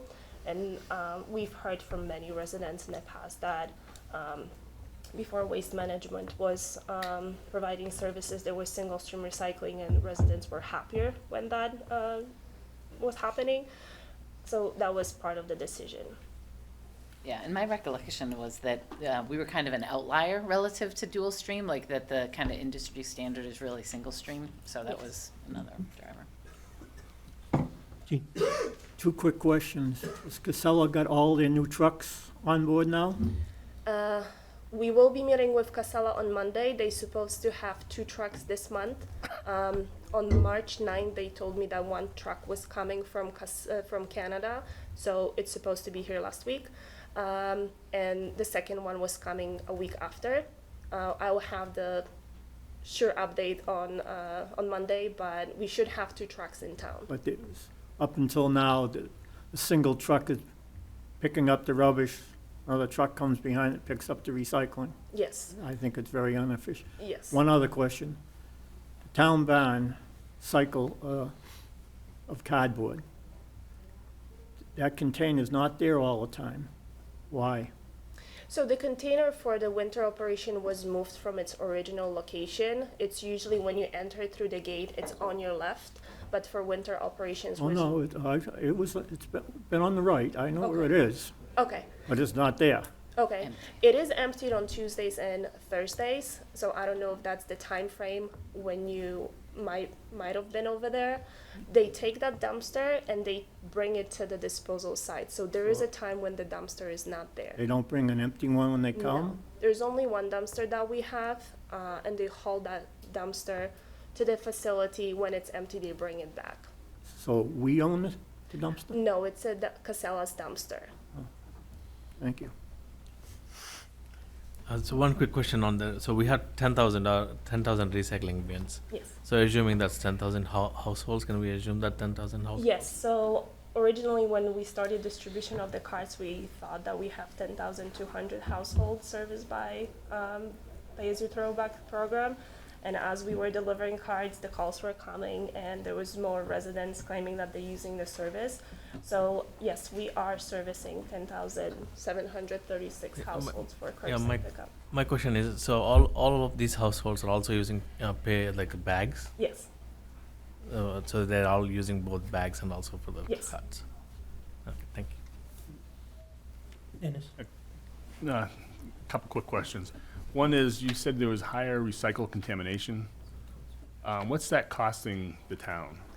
So right now, we don't, we did not notice higher contamination rate. We did have an audit in January with Casella, which came to 7%, which is below 10%. That doesn't cost us any extra. But of course, we want to be in the lower percentage. The goal would be to be under 5%. Which is doable. We can definitely do that, and that will lower our cost of disposal. Okay, that's what I was gonna get to. If we went from 7 to 5, we'd pay less. Yes. Okay. And then the other question I have is, we all have our recycle bin. If you have extra recycles, what is the actual rule on that? Can I put another bin out and they pick it up? Because I know the truck is automated to pick it up, so. Mm-hmm. So yes, if you have a bin that it's compatible with the automatic arm, so it has to have that metal handle up front, Right. They will take it. There are some confusions. For example, residents would put, they used to use an old waste management bin. Yep. And driver would pass that bin because he might think, oh, this resident might be using waste management as a private service, but that's not the case. So we've talked to Casella, and they will be, in those instances, they will be placing a sticker, a recycling sticker, that will indicate that this bin belongs to the resident and serviced by the town. Right, but it has to be a bin similar to the bin we have. Yes. And what's the cost if you wanted to buy a second bin? So through the town, it's $75. Home Depot, I think, offers that for $98. Great, thank you. You're welcome. David? So the fees for the bags went up, and it's something that everyone has to use regardless of their income level. Is there any program that either the lower income people can get a break on that, or can we absorb that cost? It's what, $260,000 or so? Can we absorb some of that? Because, every time we turn around, things go up a little bit. It's a buck a bag, but then it's $1 here, $1 there. And so those among us who are not very wealthy, they're going check to check. Every little thing we do hurts. So was that taken consideration on when we do these races? So the price increase was not approved by the select board yet. That's something that will be discussed like next week. Yep. Next week. In the coming month, yeah. But that will be the proposition. If it comes to affordability, we did speak about coming up with a program that will help low-income families. Maybe some discounted bags, maybe, I don't know, roll of bags, a quarter for low-income families or senior citizens. That is something that Chris, myself, and Council on Aging were talking about it to develop some program like this. Yeah, and it's a great question, and I think, the bag increase is TBD depending on, how things go with the select board, and what it really comes down to is how much, what the percentage of the cost of the program is going to be borne by the bags versus the tax levy, right? So I think the intent when it was implemented was for it to be about 50-50. And it's just with increased costs, then the bag costs haven't gone up in 5 or 6 years, I think, was the last bag cost increase. So it just depends on how the town wants to finance that, if the tax levy should bear a little bit more or less. So. I just think we have to remember we're not a corporation, that we pass on all of our expenses to the consumer. Sometimes we have to bear it so that some people don't have the money, don't need to bear it. So I hope you take that in consideration. Definitely. I did want to just understand a bit more, and please correct me if my memory's wrong, but for multifamily dwelling and things like that, the town does not service them for trash or recycling. That's private. Is that correct? That is correct. Anything with 4 family and under is serviced by the town. Anything with 4 family units and above, 4 and above, 4 and above is serviced by private haulers. So they have to provide private services for trash and recycling. Okay, and so then that was going to be my next question: are they required to provide just trash or trash and recycling? So that's one of the hauler regulation that we would like to implement, that a hauler is actually responsible to provide service together for trash and recycling. The state doesn't mandate, the state only mandates cardboard to not be disposed of in trash. So many of those condos will provide a dumpster for cardboard, but not for regular recycling. So if we implement that policy and hauler regulation, they will be required to provide both services, which will give the resident access to something that they don't have right now. Okay, thank you. Rajesh? One quick question, of a follow-up on my earlier one. So what percentage of families are still not using any of these services? Do we know the number of households not using like throw bags or recycling bins? I don't have that number, but I think. Is there a delta that we can push to bring them into the program so that we have all? That's what I was trying to see that. Yeah, and I'm sorry, are you referring to the like the multifamily units? No, the individual houses. What percent? Like what percent of individual houses or households not utilizing the pay bag service? So that will be, yes, definitely something that I can research and see what services those condos offer. Basically, every condo in town will have to be contacted, and we will have to see if they're providing recycling service. Yeah, and in terms of single-family households, there are certainly some that opt to use a private service. So I don't know if we would have a lens into that information, though. Look at the LA4 report, I think, from the assessor's office. It does list the single-family homes and multifamily, and I think for the vast majority of single-family homes, the town does provide. Again, to Ms. Muse's point, that there are some that do not take the service, but single-family homes, it's the vast majority. Just to be clear, we don't pick up anything but blue bags. Right. So if you put something else out, it's not getting picked up. Right, yeah, no. Thanks. Any other questions from the committee? If not, I open it up to the public. No questions from the public. Thank you. Thank you. We shall now move on to engineering, page 130.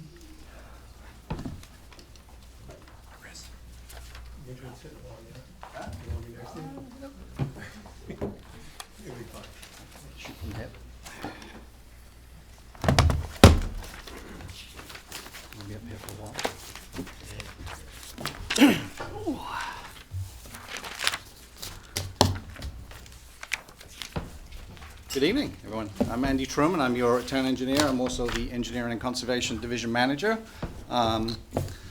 Just quickly, just an introduction to the engineering department. We are technically kind of a support division to, not only to DPW, to most town departments. I think I pretty much work with most departments, with maybe the exception of Treasurer, at least on a weekly basis. Our primary goal really is to help other divisions spend their money. And I think we do it very well. We'll get into some slides that later.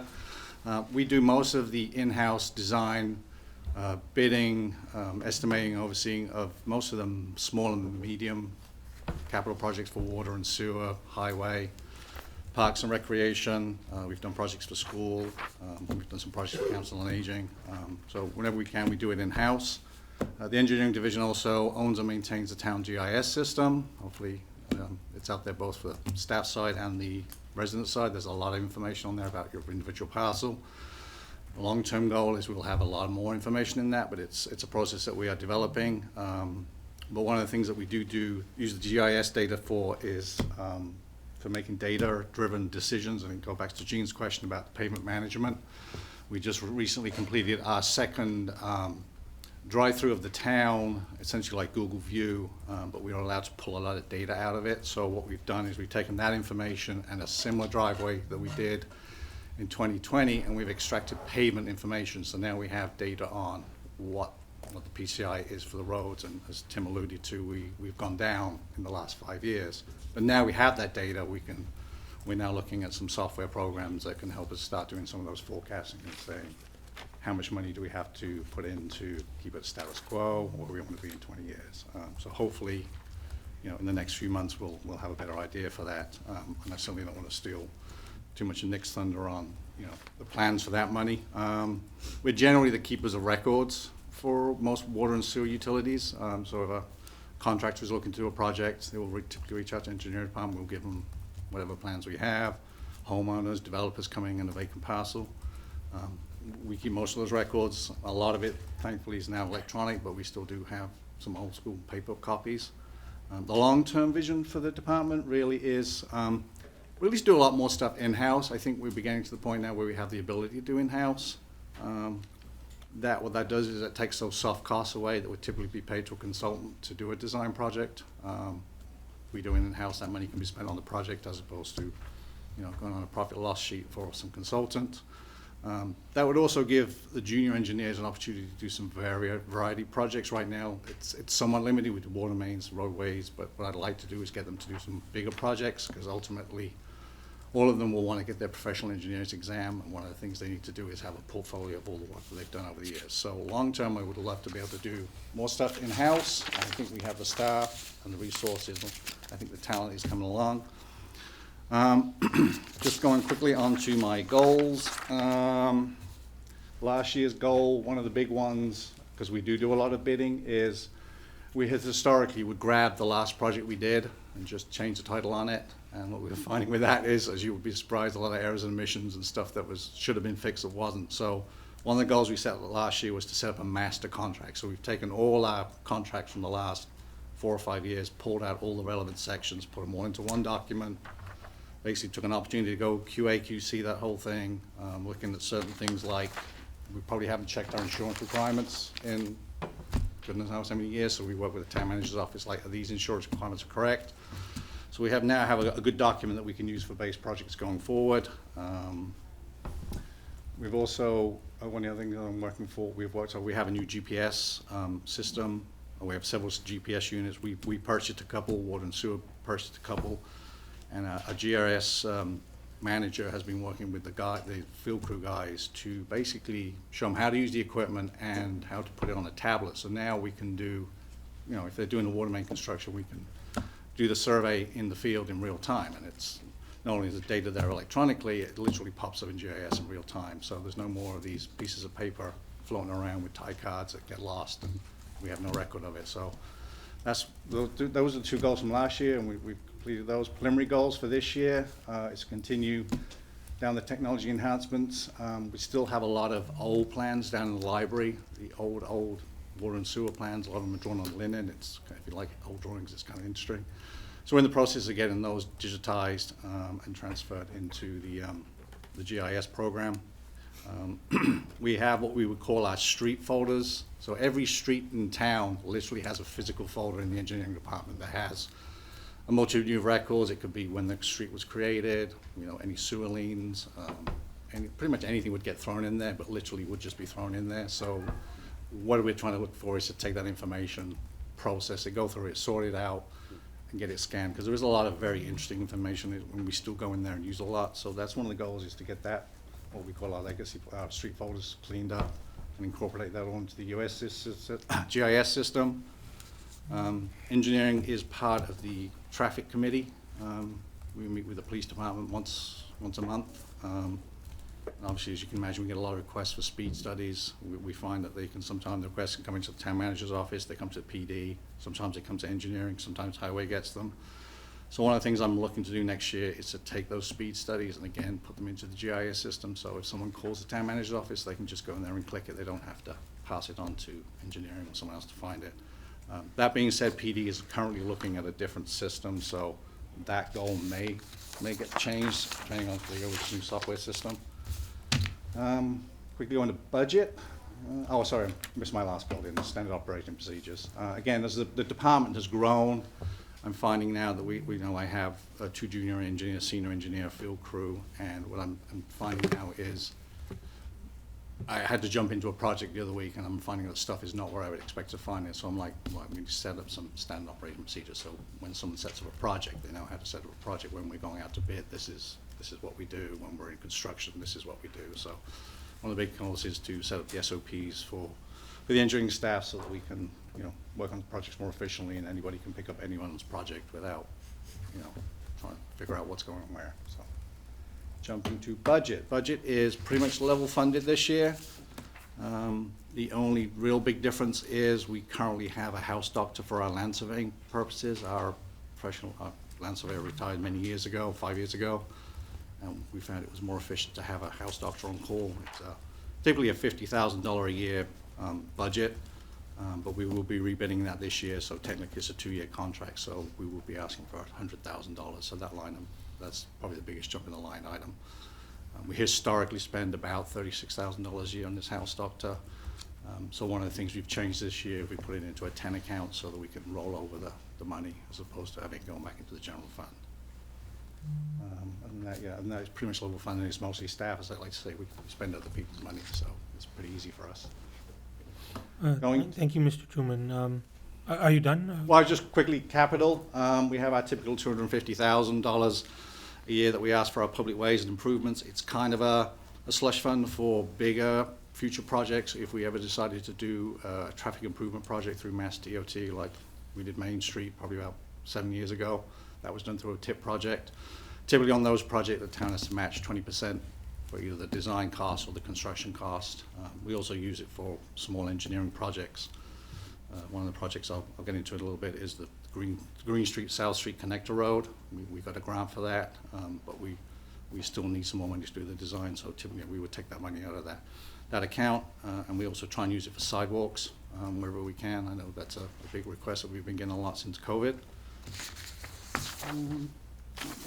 Just quickly going to metrics. So this is just an example of some of the projects engineering designed in-house, about $8 million. So it's very rough and dirty, but if you were to go out to bid for this, you probably would have spent $300,000, $500,000 in consulting costs. So instead of spending that money on consultants, we've been able to put into projects. So of the projects we've done, most of them come in on budget. I think we're usually about 2% over, but we're usually pretty accurate with our designs, our estimates, and our construction oversight. And just finally on the grant. So we were very successful. We got a $500,000 Mass Housing Works grant last year. We are going to be looking to do a connector road design, which will go from South Street to Green Street. It's kind of going to work in conjunction with the Pulte Homes project. If you've seen the site plans, you'll kind of see a band of land that's blocked out, so that will be a connector road. But it will involve a bridge, so it's not just a traditional road. It's going to have a probably 200-300 foot bridge crossing. So we were very excited to get going on that this year. And with that, I'm happy to answer any questions. Thank you, Mr. Truman. I just had one question. There's been, over the years, a decrease in your operational expenses. Is that due to some efficiencies? Or? Yes, basically, yeah. Okay. I think historically, we carried the same budget over, and then I started looking at what I'm actually spending. And I'm like, we're trying to save money where we can, right? So, yeah. And we've outsourced a lot of stuff, so. 2 quick questions. Number 1, how many projects haven't been started yet that we have approved in the previous year? I think everything I have done has been out to bid. I don't think, I notice right now the cemetery is about ready to go. Yeah, so that's one of those projects that we didn't design in-house, but we kind of helped project manage it. But again, I think that's been on timeline, so I think it's starting up this year, correct? It's probably about a 12-month project. And one other thing you mentioned several times, that connector road between Green Street and South Street. Yep. And now with a whole new set of plans, different type of development coming in, additional school children to our school systems. I think Pulte should help us with that connector road. Well, A lot more than just giving us the land. Okay. I think that should be a key point. I really do, because they're a big, large corporation, and I think they're well-funded enough to throw in that road. Okay. Defer to the town manager, but we can but ask, right? But it's certainly a logical thing to do. I mean, when we first heard about the project, I'm like, closing South Street. Safety, but yeah. it's still, Yeah. you know, sometimes these developers get carried away, and the town ends up paying, and that's the taxpayers. Any other questions, Milind? Just on that, follow up on that, connector road, so are we planning to spend, or is the project only to design for now? Correct. Right now, with the 500,000 was for design purposes only, and it's probably going to take us, I think they said, 72 weeks to design. There's a lot of permitting, as you could imagine, with a bridge. So yes, but yeah, this is just for the design purposes, and then we will have to go back and find the money to build it. And just one more follow-up. So I do agree with Gene's comment, so I'm sure, you know, Mr. Miziker will try his best. But with that said, you know, what do we know? What's the estimated cost if it comes down to building? I'm With kind of the reluctant to historical- throw numbers out, because once you throw them out there, they stay there, right? But it's not going to be cheap. If it was a regular road, it would probably be, you know, a few $1 million. But with the bridge, we don't know what kind of bridge it is. You know, it's certainly too big of a span to just be a box culvert or an arch culvert crossing like they typically do. It's definitely going to be a real bridge. It's kind of exciting to see what we come up with. I mean, one of the early decisions we have to make is what kind of bridge do we want to use for this thing. But I'd be very reluctant to throw some numbers out there just now. Thank you. David? Yeah, so it's great that you in-house did the engineering on these, because I think it does save a lot of money, and you have, like, when you do your own thing, you do it better a lot of times. So is there a limitation now on what you can do engineering-wise? Because it seems like you did this, but other projects you put out the bid.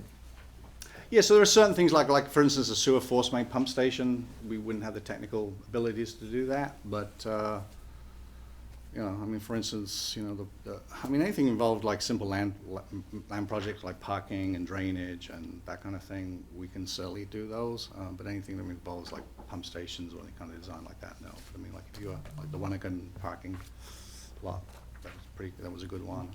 We just did the Jordan Pond Trail that the planning board got a grant for to complete the loop around Jordan Pond. I hope everyone knows about that. So again, they had the money, enough money to take the project so far. So the engineering department stepped in to say, well, we'll finish the design up and we'll take it through conservation permitting. And that's something we don't typically do, and it was a great opportunity for my junior engineer team to do some things that they don't normally do, including permitting and stormwater design.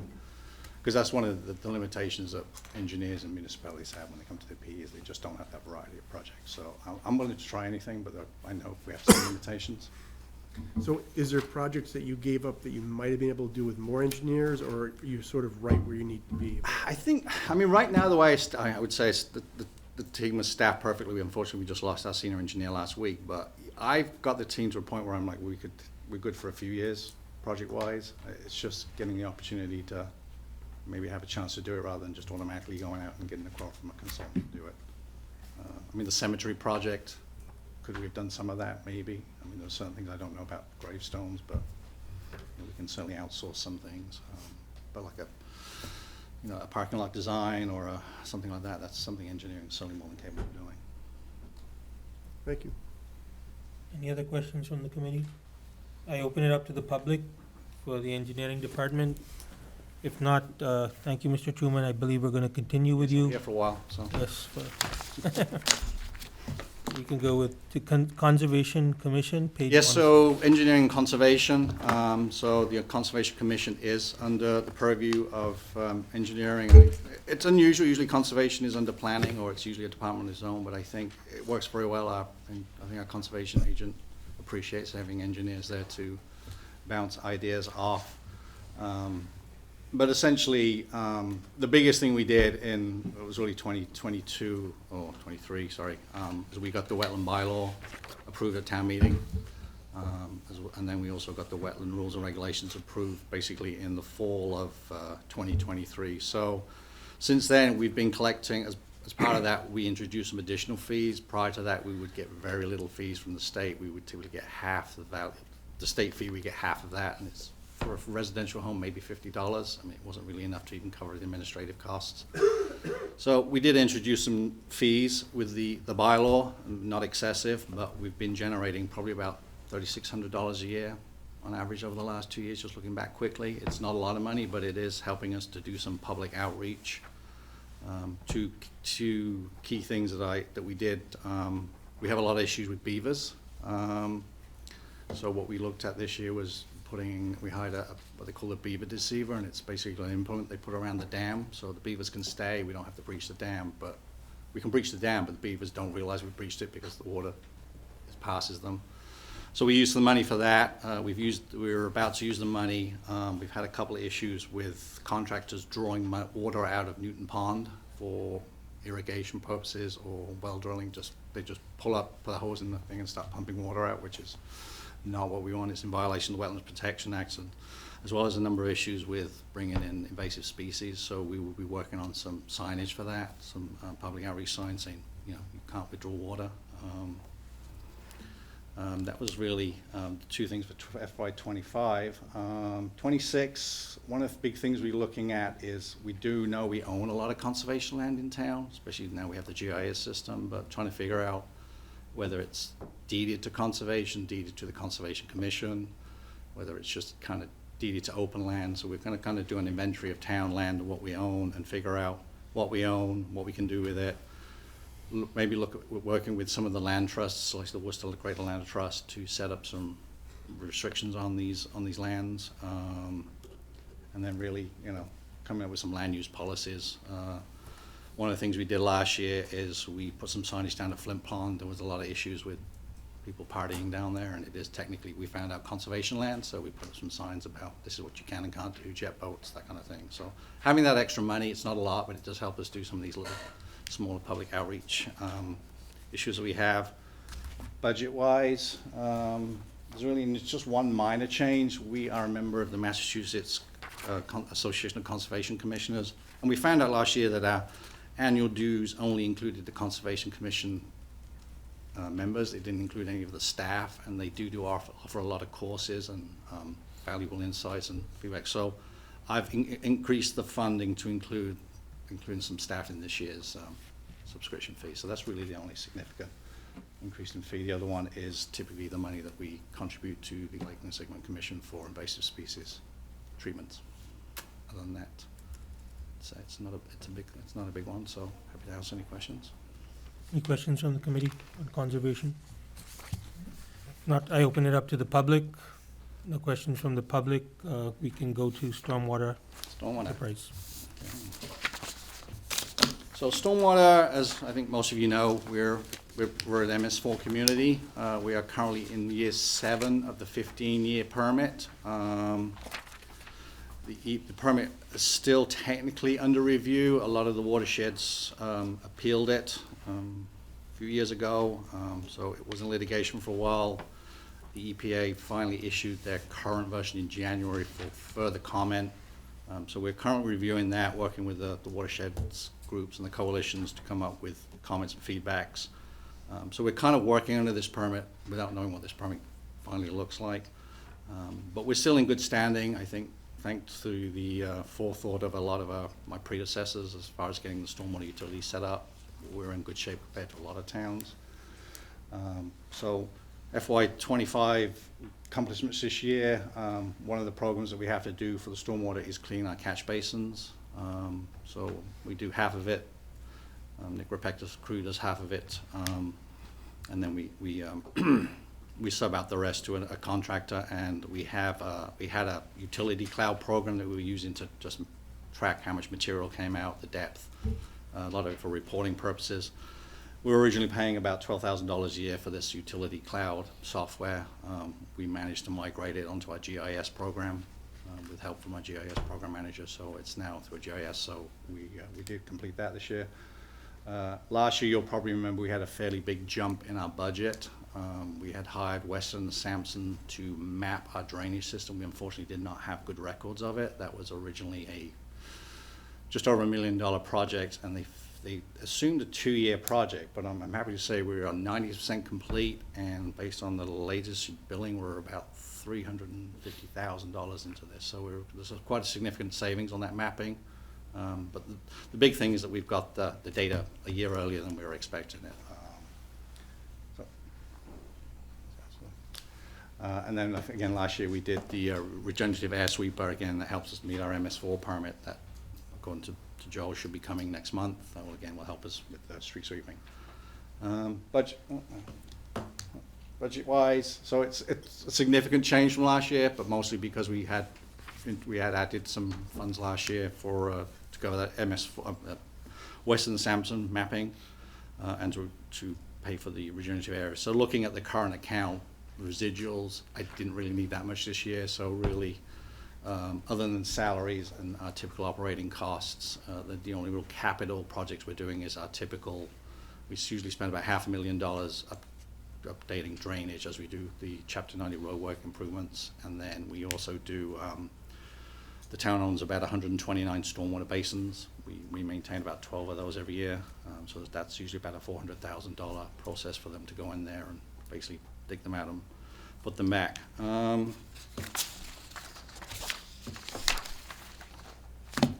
some metrics there. These are just some. So I say the big one I'm very proud of is that we've done 9% of the mapping already. We've done as required by the permit, annual public outreach and seasonal education, public treatment education. We have to do our annual wet weather and dry weather screening. We've completed all of that this year. We've inspected most of our basins, about 10% of them. We still don't know where they are, believe it. So we did buy a drone last year with our budget, and between that and the Western Sampson mapping, we now know roughly where to look for some of these basins, and I'll show you why it's such an issue in a minute. But it was a lot of metrics. We did we issued about 25 permits. We introduced a new stormwater connection permit, and we're just working through asset management. So we've got a lot going on in the stormwater. So this is kind of thing we're struggling with. So the picture on the left is theoretically a detention basin, but on the picture on the right, that's what it looks like after we've gone in and done the work. But a lot of these basins, we could literally be standing in the middle of this. I'm like, I'm supposed to be in the detention basin, but I'm not really sure. So, but that's the kind of thing we do with the rehabilitation of the stormwater basins. So we've got 129 of these to do. Some are in better shape than others, but we've done a lot of the easy ones. We're getting into more of these tricky ones that we have to do. So. Have you answered any questions? Looking back, stormwater had a reserve balance. Is there any money left in that? I believe there's, because typically we spend half of what the revenue, and we save the other half for according to state. Can you share that balance? Yep. 1 second, Gene.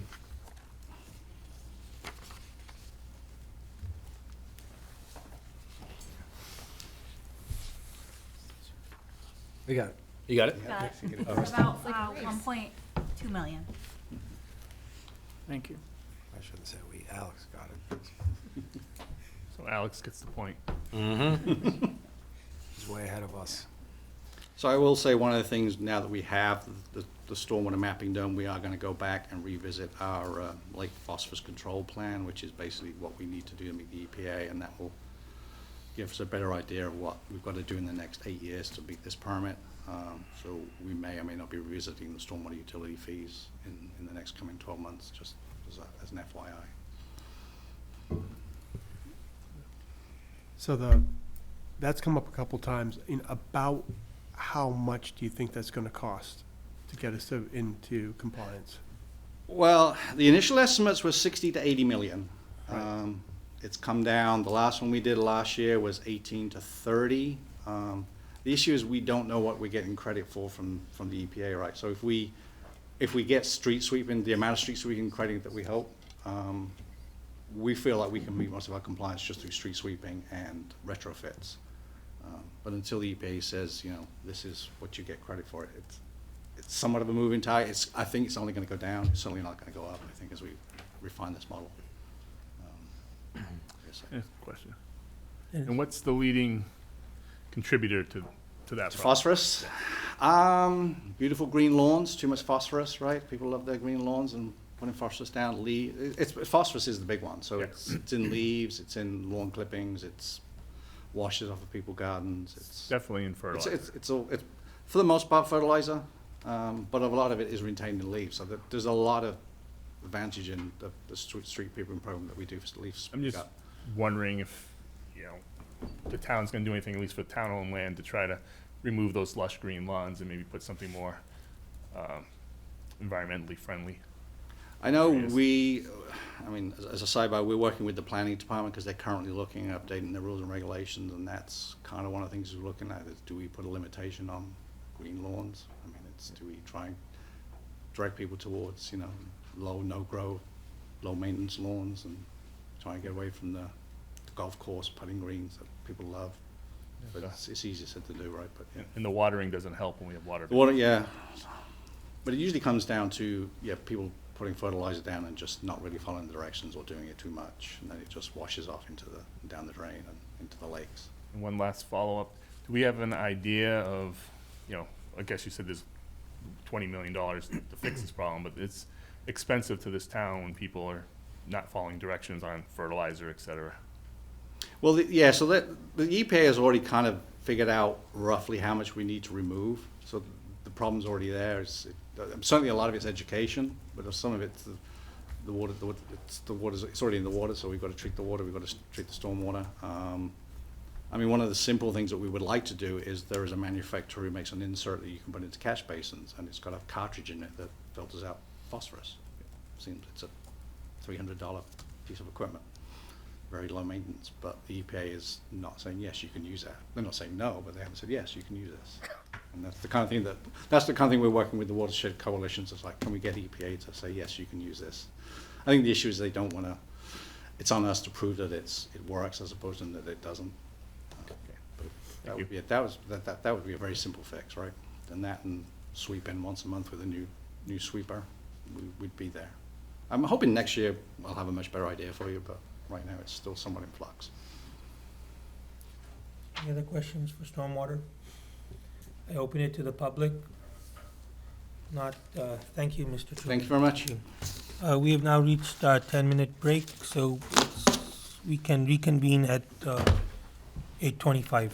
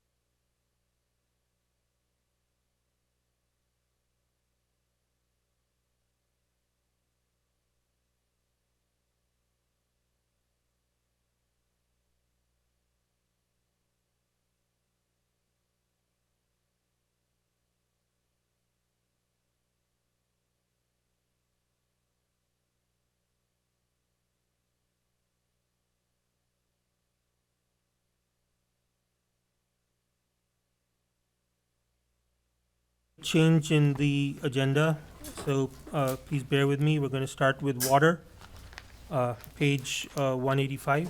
Mr. Maloney. Mr. Chairman, if I may just formally introduce, Mr. Maroney's been here before the committee before, but we're proud to have recently appointed him to the Water and Sewer Superintendent Director's position. Tim's been with the town for several years and worked in other water operations. So Tim can provide a little background of himself and then dive into his budget proposal. Great, thank you, Kevin. Good evening, everyone. I'm Tim Maroney, Water and Sewer Superintendent. This is week 6 in that role, so easy on the... You want a lot of questions. I previously had overseen the operations of the water treatment plant for 2 years. That would be 2 years actually on Saturday, so celebrating 2 years coming up with the town of Shrewsbury. So a little bit about our process overview. The water is pumped from 9 gravel-packed wells. It's all treated at the Home Farm Water Treatment Plant, distributed through 207 miles of water mains, which is then stored in 6 water storage tanks that have a maximum capacity of nearly 6 million gallons. We adhere to all regulations set forth by Mass DEP. The sewage is going to be handled through 169 miles of sewer mains via a network of 38 sewer lift stations. A majority of that is sent to the Westboro wastewater treatment plant, with the rest going to the Upper Blackstone. So accomplishments. Yep. In January, we submitted the lead service line inventory to Mass DEP. All in all, 11,273 lines were accounted for in the town, and we have only 2 confirmed lead services, so that is actually outstanding. Someone made a good deal a long time ago. The oak tank will be getting a sandblast and a new paint job. It was previously painted back in the 1990s. The tank has also had some minor exterior defects, which will also be repaired during this work. After it is painted, we will then have it on a 10-year maintenance plan. Maintenance plan will include regular sediment cleanings, inspections, and any other items that may arise during the life of that contract. The work is expected to start after school is out in June. In October, we had received bids to replace 5,620 linear feet of forced sewer main on Maple Ave, and coinciding with that project, rehabilitating the sewer lift stations at Maple Ave and Rolfe Ave. That construction is expected to start in June of 25 as well. For 26, we're looking at a well maintenance rehabilitation program. This is essentially a preventative maintenance plan that will, it's an effort to maximize pumping potential. We like to contract out well rehabilitations and cleaning rather than wait until a well screen becomes too congested with natural buildups like manganese and other organics. We'd like to start cleaning 1 to 2 wells a year, maybe 3 a year going forward, essentially staying ahead of the problem to further keep our water capacity at a maximum as much as we can. The other thing we're looking at is a town-wide flushing, hydrant flushing program.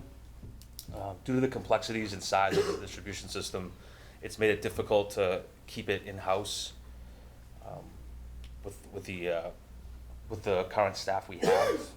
If you open a valve somewhere, you're going to flood a tank in another section of town. It's very complex, so we're looking to have that go out to bid, hopefully for the fall.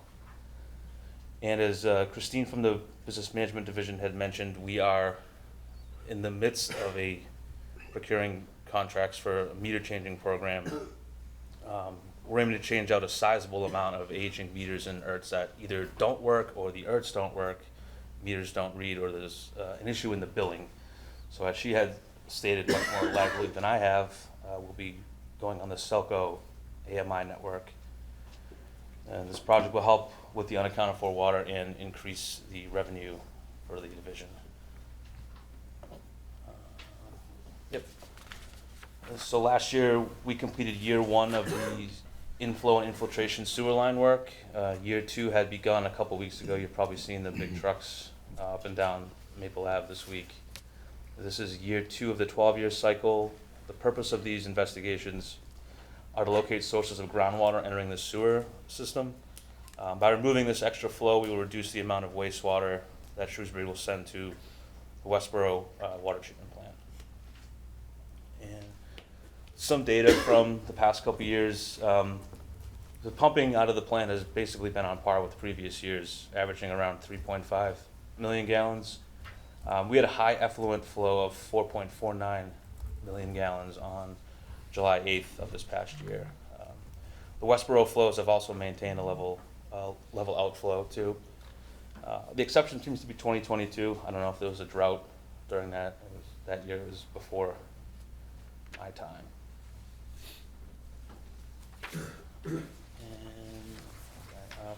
So the departmental breakdown, below myself, I have 2 assistant superintendents. One of them just started today. He runs the treatment facility. The other will oversee operations in the sewer. We have a program manager that will handle a lot of day-to-day activity, day-to-day project items that come up. We have 2 crew leaders, one for water, one for sewer, a plant operator that is currently vacant, an assistant plant operator, and a combination of 8 laborers, specialists, and technicians. And yeah, I'm going to turn it over to David, who basically did my budget for me. Due to the complex nature and the number of projects for both the water and the sewer enterprise and special revenue fund, we do take a multi-year approach in the developments of these budgets. So this water enterprise budget reflects the work that was part of the 5-year financial plan. FY26 would be the 3rd year in that financial plan. Obviously, each year we review and make updates, whether or not there was COLA changes or we're shifting one cost to another area. So this reflects the most up-to-date information that we had at the end of the calendar year in the development of this budget at this point in time. You'll see a low capital investment number here, the $97,000, which is the same as FY25. That reflects the water department's ongoing vehicle replacement and some work at Porbrook Farm, I believe it is. The vast majority of the capital expenses are part of the multi-year capital borrowing that town meeting authorized 3 years ago. We borrowed $4 million 2 years in a row, and there's $4 million more left that will be used for either water main replacement, meter replacement, or the well work previously discussed.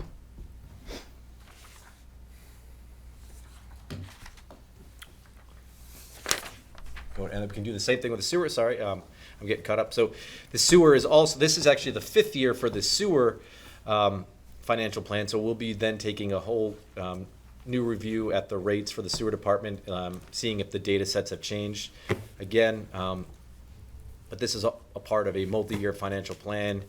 We looked at what we had forecasted originally, made adjustments where we needed or as projects have shifted. This is fairly consistent to the previous year. And we're relying, so that towards fiscal projection 2 each year, we see if there's any other article closeouts or surplus warrant articles, that we can close out and use those funds. At this point in time, we haven't identified those yet, but that's always something that we do review as we get closer to the budget year. The capital investments as well, this was part of the multi-year plan. In development with Weston and Sampson, the consultant for the sewer department. So this involves ongoing I&I work, ongoing sewer pump station maintenance, and similar projects. And I think that's it. I'm happy to answer any the budget-related items. Tim knows everything about the actual operations. So. So any questions on water and sewer? Gene? Can I do one follow-up? I had asked a question earlier. Has there been any better readings as far as the new metering system and the new billing? So I can't. The loss of water. So I'm still kind of in the process of getting that data together. We have to submit that to DEP March 31st. So we've been kind of going through a lot of the water loss records for 24, and I think it's gonna be about the same, give or take. I'm not 100% yet on the number. But So you say mostly the same, so we'll be still losing 1 million gallons a day? That I don't have that information right now. I think that's what we were averaging. I think once the mass meter program gets further underway and we're able to replace more meters, I think we'll be able to get more ahead of it. Right now, the piloting work has shown that there's gonna be benefits, but we haven't been able to do a mass meter replacement in a while. We can put in like 4 or 5 meters a day right now, and it's just not enough to make a difference. A residential meter is not making the difference, 4 or 5 a day. So, Thank you. Any other questions for water and sewer from the committee? Not, I open it to the public. No questions from the public. Thank you, Mr. Maroney. thank you. Okay. Let me have easy. We shall now jump to fleet management.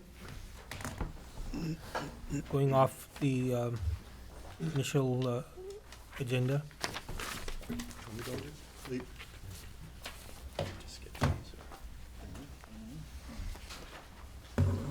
That is page 143.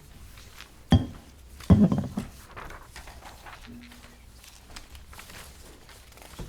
makes sense. Why are we doing this? Yeah. So Tim can get his snap out. Tim's doing presents.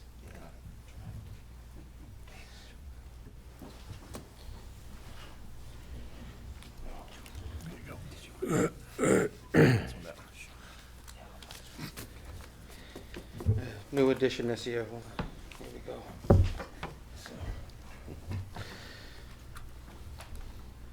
go. Good evening, everyone. Thank you for your time. My name is Joel Kimball. I have the privilege of being Fleet Management Division Manager. Together with my skilled team of techs, fleet is not always in the public eye, but always there. Whether it's servicing or maintenance, maintaining a cruiser for PD, responding and working overnights through weather events, or repairing a mower to keep up on the fields for the next town sporting event, fleet is there to support all divisions in the DPW infrastructure. Currently, we are full-staffed with myself, 1 working supervisor, and 2 skilled technicians total. Fleet services and maintains 160 registered assets and a large number of small equipment such as chainsaws, leaf blowers, asphalt hot boxes, asphalt rollers, and even the occasional building trash compactor or high school mountain bike. Asset management and record keeping has been one of our main goals. While keeping day-to-day operations going over the past 3 years, we have created our own digital platform to start entering and tracking information with no additional cost to the town. Utilizing our new vinyl printer / cutter, that was a FY25 purchase, we were able to create a in-house QR code system that helped town-wide with the service and non-emergency maintenance requests to electronically track and schedule daily work. An example of that is the small decals that I passed out of just some of our innovative and forward thinking that we try to instill with all of our team. However, we've reached a maximum potential with this process. The next step to move forward would be to invest in a more robust fleet management software, also known as Fleetio. While there are a number of software companies out there, meeting and demoing to make the right decision has been a long and tedious process over the past few years. With Fleetio, we will be able to gather much-needed data and reports to further develop the town's asset replacement plan. The software will also work in conjunction with the town's Fuel Master software that has already been in service for many years. Having all this data available in further development of the asset replacement plan, we will be able to make more fiscally responsible decisions for replacement recommendations and help maximize the service life of vehicles and equipment already in service.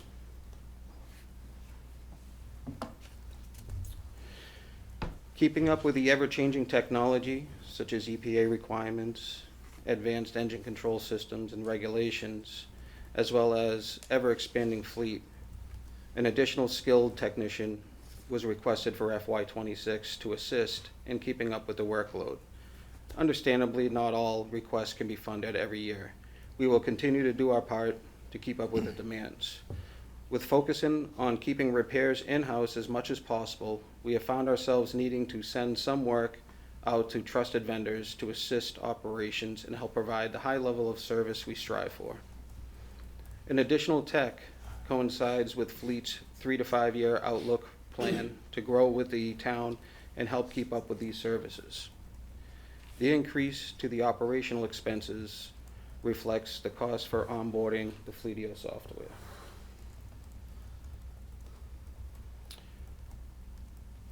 For FY '26, an additional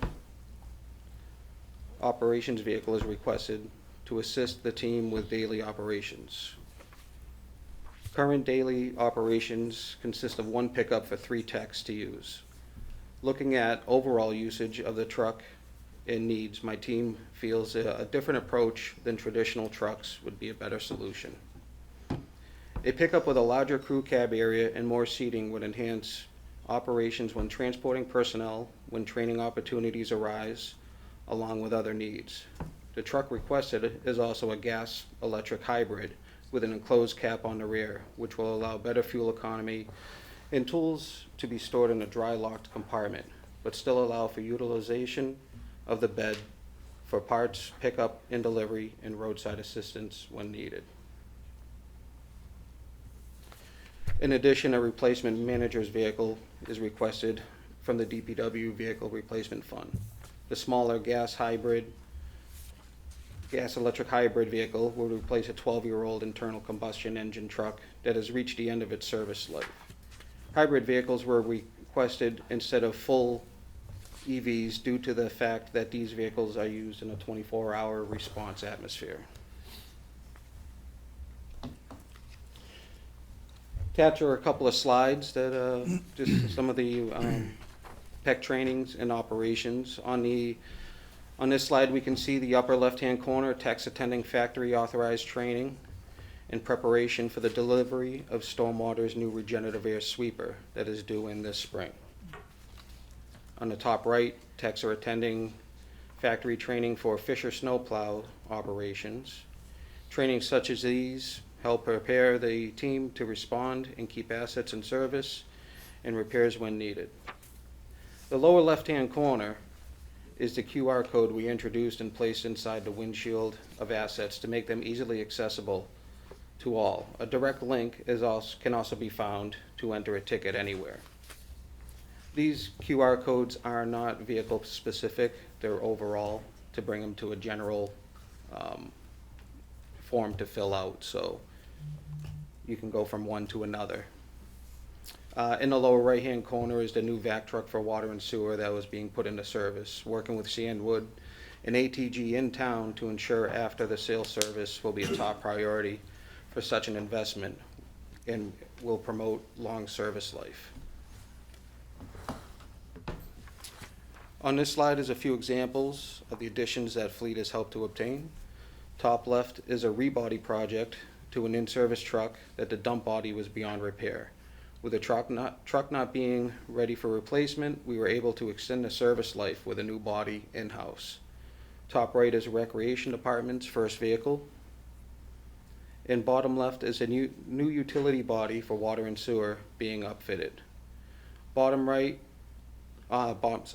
center is a new enclosed trailer for water and sewer for transporting and storing mowing equipment.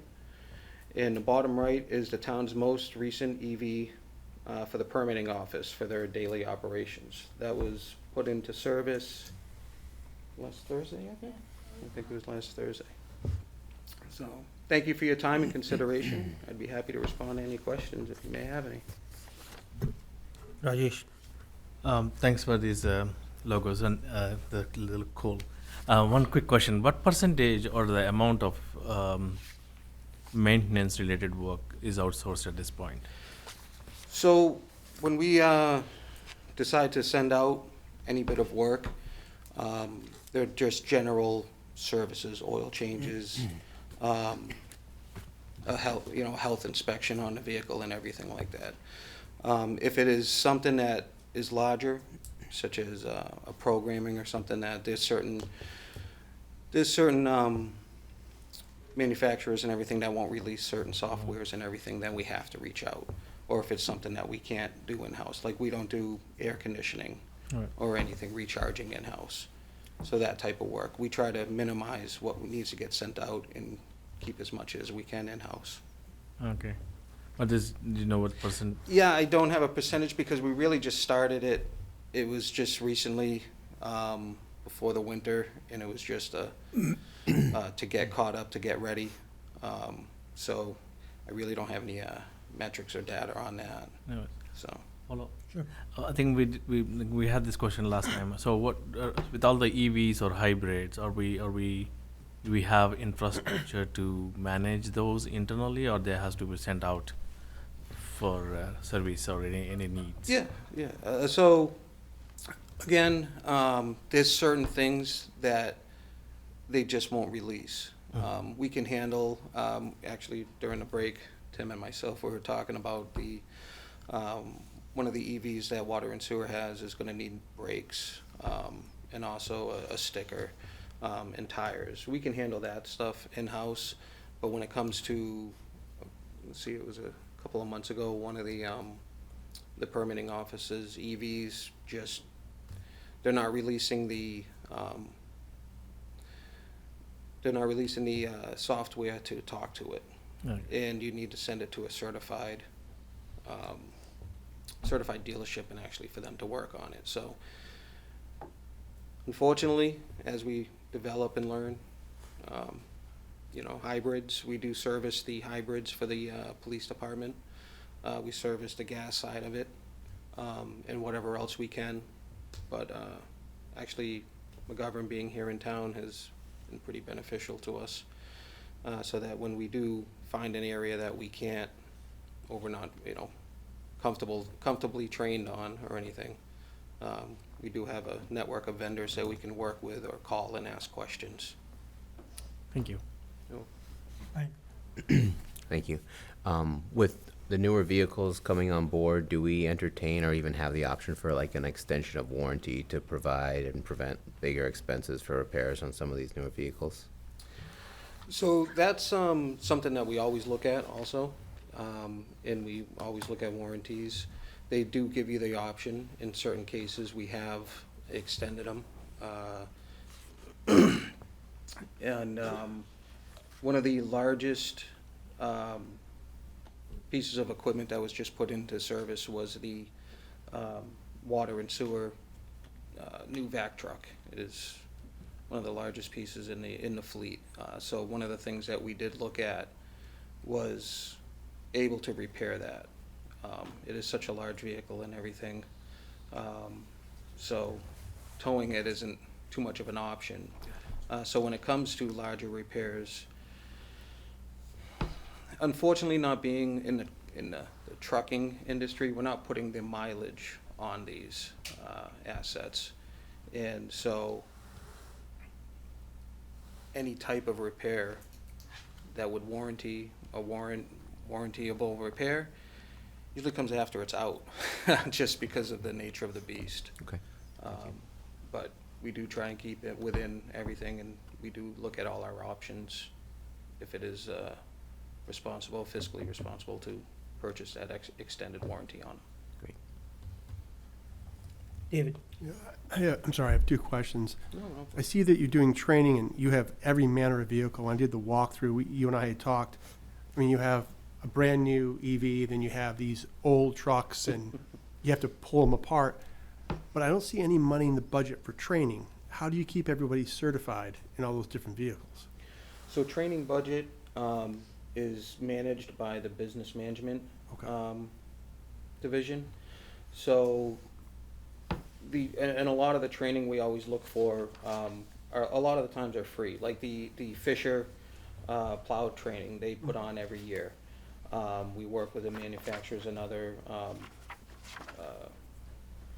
committees and everything to make sure that we can get into. I think this is about the second or third time our guys have gone in, and it's a good refresher every year to keep up with the technology as we see them. Even the Timco training on the previous slide, the top left corner, that was actually in Texas. And that was actually a free training that Timco provided, but we needed to work with, to reimburse the techs to get there. They provide it, we just had to get them there. So working with stormwater and also business management to cover that cost of some airfare, and it was a two-day hands-on training for a piece of equipment that is 100% new to us, so that we can know what we're looking at when it comes in. So we try to fund, and also we will also try and build it into maybe the purchase of a vehicle. If there is a training or a software or anything like that, a lot of times it's good to add it into when you're getting a new vehicle, to add that small line item of, hey, you know, we're gonna need to work on this, and in order to work on this, we're gonna need that tool, so. The second question is, I know you asked for another tech. Is a possible alternative an administrative personnel that would allow tech to go and do tech work while they're doing the administrative side? Because right now it looks like you don't have no administrative people, you're doing all the administrative work. Yes. So it's the same, almost the same thing, getting a tech, because it's freeing you up to do tech work. I assume, you know, that would be a cheaper, I assume. But that, I'm just throwing out as an alternative. Well, that's something that we also looked in and we laid out in our 3 to 5 year plan. Okay. In moving forward, an additional tech with the, for a few reasons, the additions to the fleet as the town grows and other divisions hire,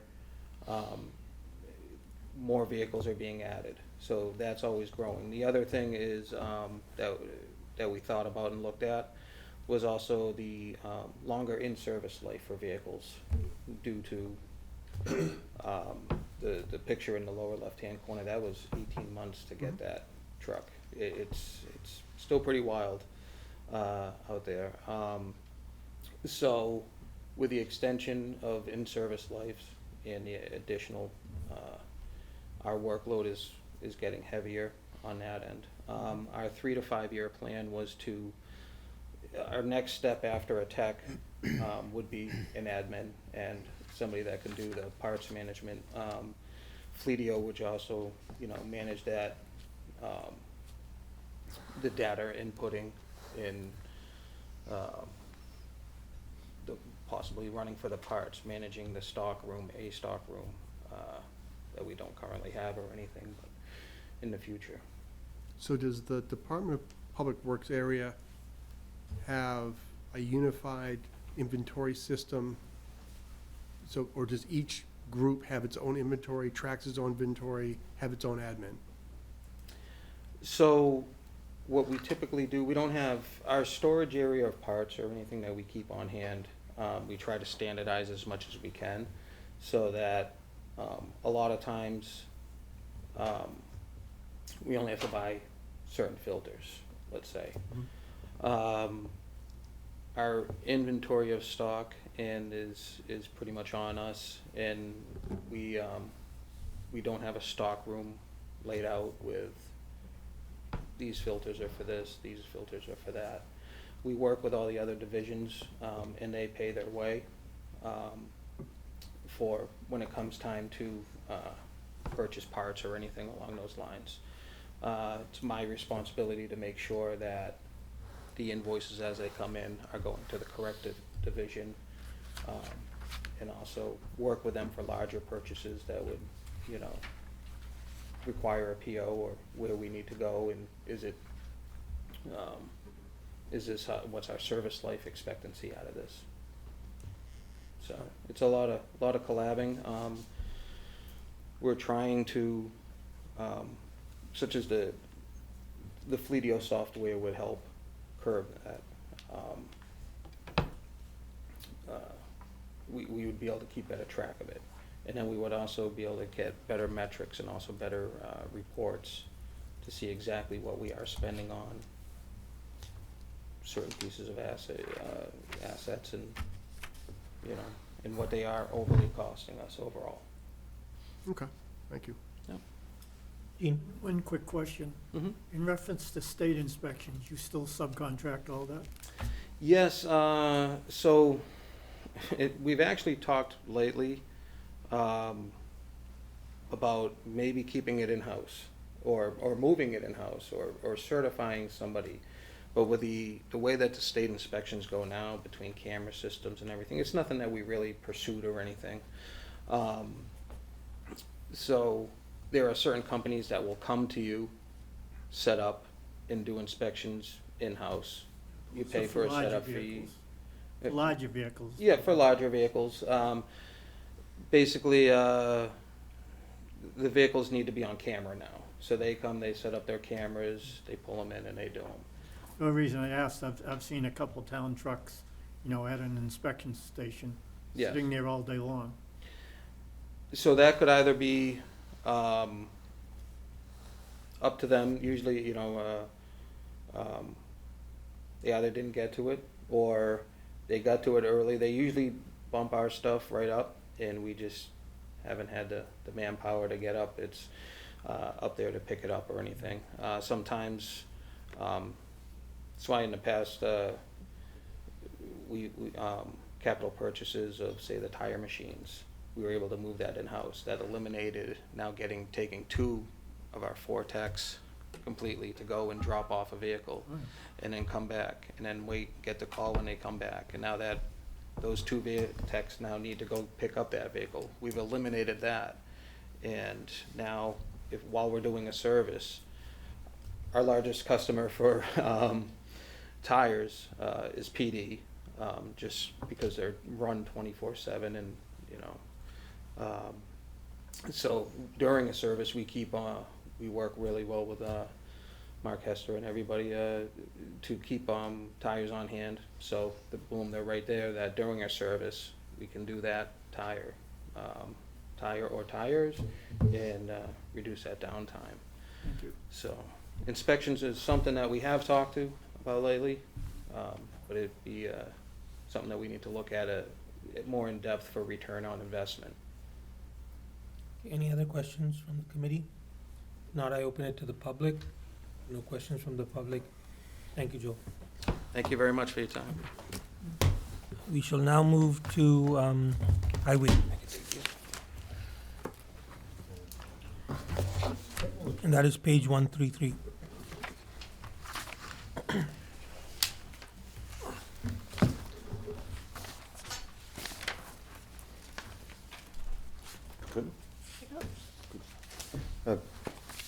Good evening, members of the Finance Committee, elected officials, and residents of Shrewsbury. I'm Nick Rapacta. I serve as Division Manager for the Highway Division within the Department of Public Works. I've had the privilege of working for the town of Shrewsbury since 2004. My career started in the Parks Department before transitioning to Highway in 2008.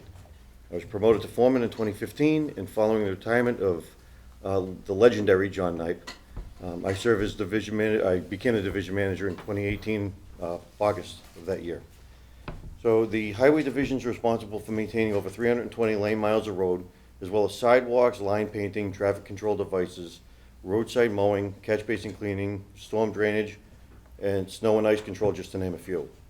Our mission is to maintain roadways as safely, efficiently, and cost-effectively as possible while ensuring normal traffic conditions for all motorists. Currently, the Highway Division is staffed by 1 division manager, 1 supervisor, and 9 heavy equipment operators. Over the past few years, we've made strategic staffing increases to enhance our versatility, enabling us to take on more tasks in-house and reduce reliance on contracted services. This expansion has been essential as we've encountered challenges in securing contractors for critical services such as snow operations, catch basin repairs, fall street sweeping, which is part of our stormwater compliance, and roadside mowing. Our dedicated highway staff has stepped up to the plate, filling these gaps, and I would like to take a moment to recognize their hard work and commitment throughout the year.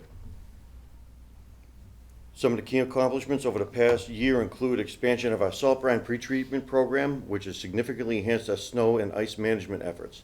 We've also implemented new technologies such as road weather information systems at 4 locations across town, providing real-time weather data to optimize our operations.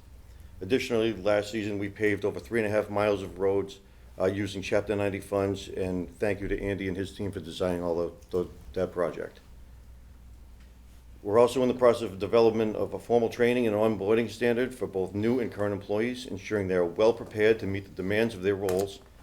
And in collaboration with engineering, as Andy spoke to earlier, we've begun reassessing our roadways with a consultant to update our pavement management plan.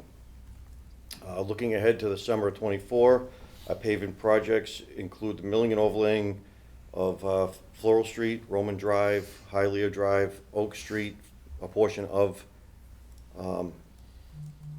potentially Amberley Lane and Hunter Circle. And if funding permits, we can also do Karen Ave, Birch Lane, and Pratt Lane. These projects will include the installation of ADA ramps at sidewalk crossings and upgrades to any drainage system that don't currently meet our compliance for the sump depth. This work will primarily be funded with Chapter 90, which the town receives annually, and these projects currently out to bid, and we're awaiting a bid opening. Additionally, we'll continue to handle the fall street sweeping as an in-house project to meet our MS4 compliance with the successful completion of the 2019 fall season as our benchmark. As part of our ongoing efforts to improve operations, we are focusing on developing a comprehensive onboarding program, as I spoke to a minute ago, for all employees, and this will cover essential topics such as snow and ice, operator training, confined space safety, work zone safety, trench and excavation safety, chainsaw skills and safety, wood chipper safety, storm debris cleanup, and our OSHA 10 hour safety training. We also aim to enhance our communications with the public, keeping residents informed about seasonal work and ongoing projects, and we collaborate with our community educations coordinator to develop that program that effectively shares the updates with our community. Our budget has only really increased with minor cost of living increases and some other costs that we foresee going up slightly, and I believe it stayed right about 2%. What do we got? And some of these metrics that we have are what we've completed so far this year. I think they speak for themselves. So if anybody has any questions, I believe now that we have a couple pictures for you to show, you know, some of our brine enhancements. We added a second truck. We added more storage capacity. Our new catch basin truck that we put into service last fall, and that's a picture of our road weather stations. They show us real-time pictures. They're at 4 different locations throughout town. Air temperature, road temperature, gives us humidity and dew point, and they have been a huge asset this year. And I kind of want to enhance this program some more next year. Add more cameras throughout town. They really do make a difference. Dennis? It's more of a comment than a question. I think your team did a great job this winter. Thank you. I know there was a recent ice storm, and there's a lot of people that were complaining about it, but I think you guys did a great job getting up there, getting it, clean out as you could with those conditions. So just want to let you know, I think your team does a great job. Thank you. That storm, actually, they were on the clock for nearly 32 hours straight. Yeah. And I've lived here for 30 years. I can say over the last probably 5 or 10 years, my street has been getting much better every year in the winter. We appreciate that. Thank you very much. Gene? One quick question, under the budget, rental of equipment, it's almost 400,000. Is that for outside snow plowing? Primarily. How did it go down where everything you read that the contractors don't want to work for the cities and towns because the rate is too low? So we've actually increased the rate to try to attract more. We've offered bonuses, early sign-on and perfect attendance bonuses, but we've attracted less contractors than we have in the past. I think I've only had, historically were in the 33 or 34 contract piece of equipment range, and this year we were 24. With that being said, we were also different sized equipment, right? So we're seeing more pickup trucks and smaller dump trucks, which are a lesser rate than, say, at one point we had 14 front end loaders. So it swung the other way. But that rental equipment is essentially the majority of that is rental equipment for winter rentals. Some other stuff is rental that we rent for ourselves if we needed a mini excavator or something that our backhoe wouldn't handle. So the majority of it, again, yes, is snow. Thank you. I just had one question, Nick. Sure.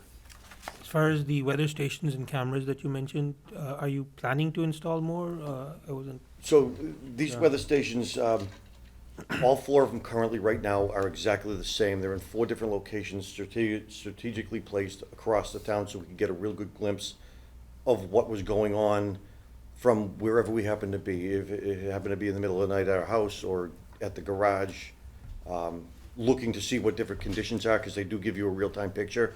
It's not live cameras. They're every 20 minutes it takes a picture, or you can go on the app and request it yourself and get it within 2 minutes onto your phone, your tablet, your desktop. I don't think I'll add more weather stations. I think I will add more cameras. So the nice part about these, actually, once you get onto the system, you have access to anybody else you want that has the same system. So I can go on to East Hartford, Connecticut, Franklin, Massachusetts. East Hartford is the only one out of the state that I have. Franklin, Otis, Harvard, Sudbury, Grafton actually just put them in. Hudson has them. I could pull up the whole list, but we have access to all of their Right. weather data as well in real time. It's the same system we have. That's kind of what sold me on it, right? I can go look at Sudbury's to see, and the only reason I chose Sudbury, being east of us, I can see where that rain snow line is, and I can see where that road temperature might be migrating this way, see what their temperatures are. Or I could go out to Otis's Westfield I have as well. You can see when that's coming in, if it's coming from east to west and moving, west to east, moving towards us. Really, really cool system to have. And is it used as an input to like things like school closures? So, school closures, I collaborate really well with Dr. Sawyer. That decision is left in his lap. I advise him of what I'm seeing out there, what we're looking for cleanup time. Are we seeing a changeover or anything like that? And I let that decision be in his wheelhouse, not mine. Just one follow-up, you talk about cameras. Do we still have cameras over on Bow Street? I believe there's either 4 of them or 6 of them. It's a disaster. We've actually had, I think the police department have put 14 people through court with those cameras. I passed through there last week, and I cannot believe how much stuff is there. Yeah, there was gentlemen actually out there yesterday bagging stuff up. I'm not sure who it was. There was a couple of people down there, black bags, and people were picking up trash. Not exactly sure who it was. Right. Just a quick question. Sure. The salt brining, is that a newer technology, and is it done to help preserve the roads So for a longer time? salt brine is something that has finally migrated to the Northeast. This has been widely used in the Midwest for years. It's a 23% saltwater solution, and then we add a little bit of magnesium chloride plus our organics into it to just enhance that lower temperature for melting. The intent is to delay the bond to the road. So you're never going to melt it all off, but it's significantly cheaper to put it down before the storm. What it does, you spray it out there, the water is the carrier for it, spray it on the roads, and then the water essentially evaporates out of it, and what's left is the salt stuck to the road.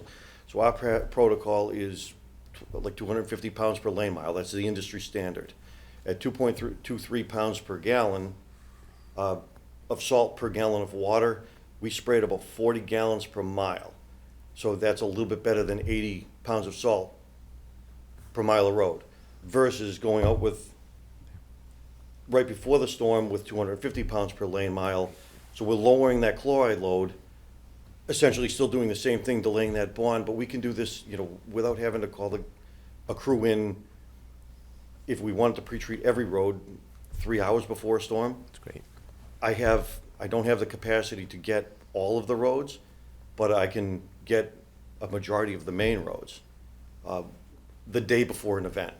When it's nice daylight hours and,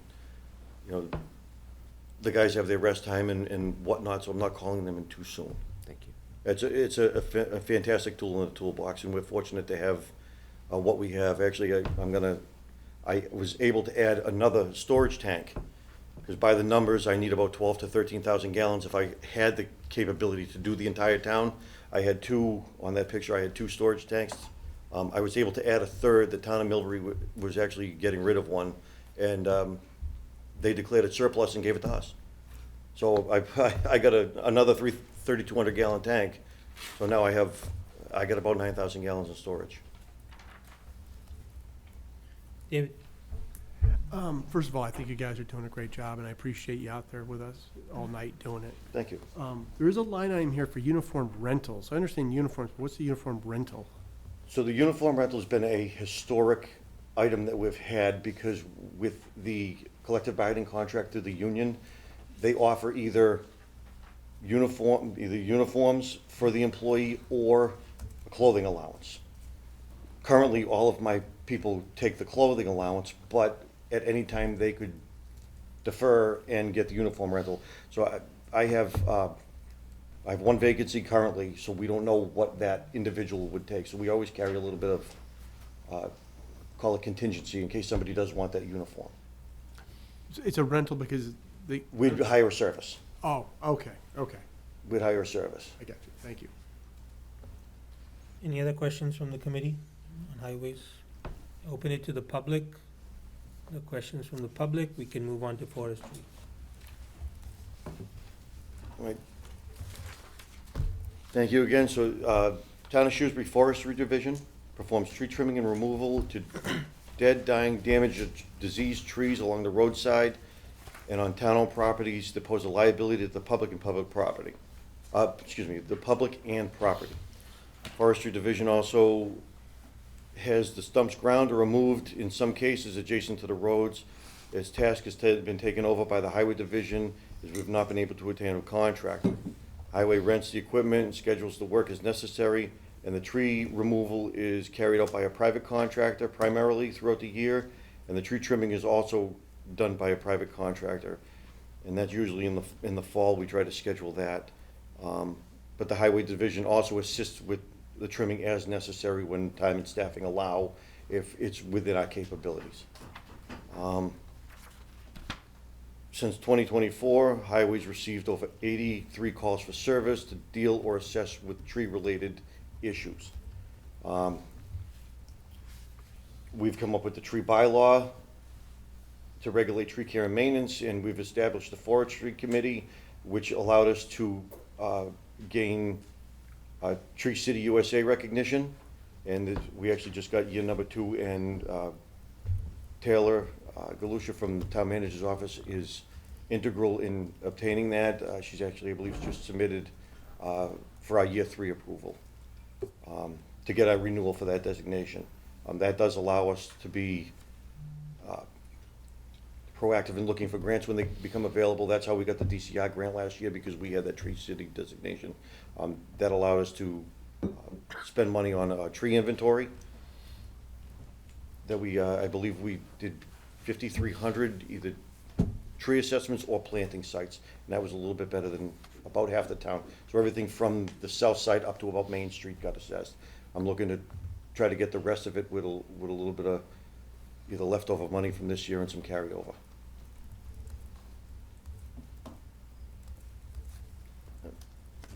The budget is pretty much level funded from last year. Actually, it is level funded from last year, so. I believe that's all I have. So just one question, Nick, on this.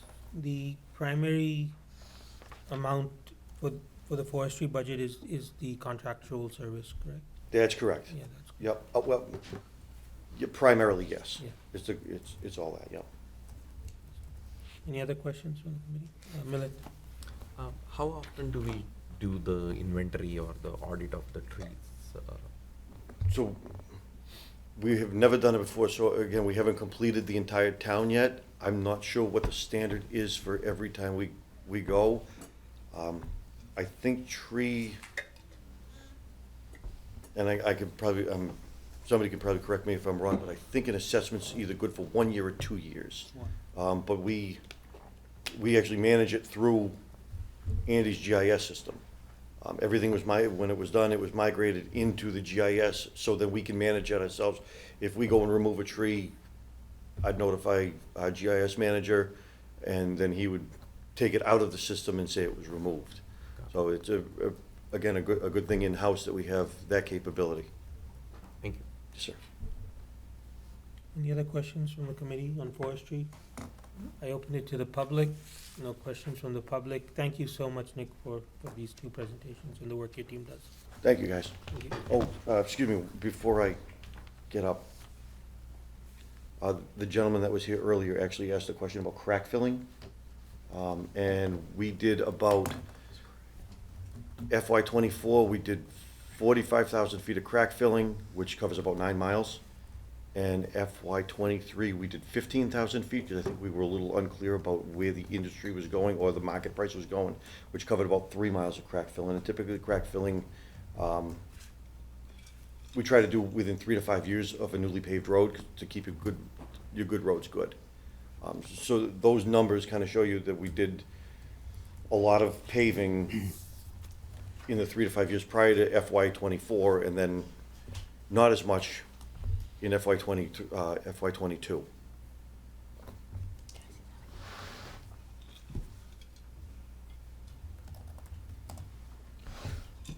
Thank you. Thank you, guys. We'll now go back to parks and maintenance. Page 145. Good evening again. If I can just take 1 minute to just address a couple, as I sit in the audience, Tim McInerney again, I'm filling in for Kevin. He's at a Park and Rec conference that's only offered, I think, once a year, and this is the week that it's offered, so he's not here.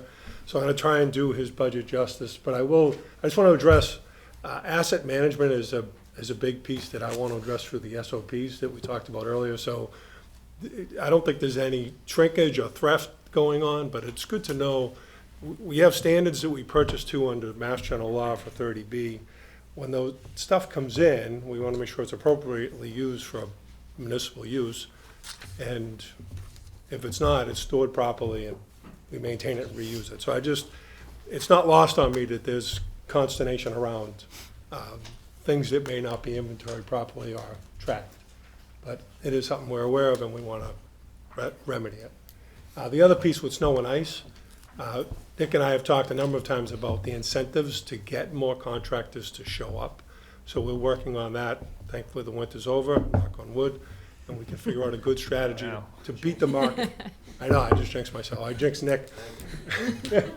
So we're mindful we need to be more aggressive. We try to be early. We put some changeable message board signs along Route 20 to attract contractors. So we did some things, but I just wanted to make mention of those 3 items. So this budget is really level service. There's a $9,000 increase. I was actually amazed. I won't do justice to what Kevin does with the 4 full-time people he has, one of which is funded through the stormwater funds that other folks have talked about. And then through March to December, they hire 5 part-time, or try to hire 5 part-time people to help keep up with parks. There was a small item in capital for a sidewalk that's in disrepair at Graylock. I don't have any pictures of these, but I can tell you that if Kevin put them on the list and they got vetted through the office of the town manager, that there probably needs to be done. I did take a ride there yesterday, but I was during school hours. I was worried to go back behind the property, so I tried to get you some photos to see what that would look like. Kevin did supply me with a number of items in terms of daily operation, and the things that stuck out to me were about the 65 acres of sport fields that they line and paint between the middle school and the high school, 19 parks, 18 playgrounds or playground pieces of equipment inside those 19 parks, maintaining the rowing center and installing the two boat ramps in and out, obviously as weather permits. Mountain View Cemetery is 18 acres The mowing and the digging for that is subcontracted out, but any of the marker replacements and headstone fixes, we do internally. All of the equipment that Fleet doesn't do, those 4 people do, because they are craftsmen. They do work on those items in-house. And Kevin, we have 2 certified inspectors for our playground equipment, which I think is good. We just need to maintain our equipment a little bit more aggressively than we have in the past. And, obviously Kevin's collaborated a lot with CPA and the Trails Committee and other staff internally for other pieces of, just general municipal use of recreation. So the CPA is a big piece, and the schools is the other one. So those are the highlights. Again, I said I wouldn't do justice to everything that he gets done throughout the year, but those are the highlights that he gave to me that I thought were telling of the operation. And again, my math was it was a $9,000 increase, maybe a little bit more than $9,000. Again, it goes to wages and it goes to utility cost increases. Any questions from the Committee on Parks and Maintenance? Daniel? I'll ask, and it's okay if you don't have an answer, maybe Kevin can help or something, but I know, if I remember correctly, and please correct me if my memory's wrong, we used some ARPA funds for some improvements, like definitely of Dean Park, but of other places, and maybe an assessment of the playgrounds in town, if I remember correctly. So I was just wondering if anybody had a status update on where it was, what was happening with that assessment. Will that be mainly funded through CPA if we need to make improvements? So. Yes. I do not know the answer to that. The assessment has been completed, kind of ranked and prioritized, and we are pursuing one of the top prioritized items for playgrounds through CPA for this annual town meeting.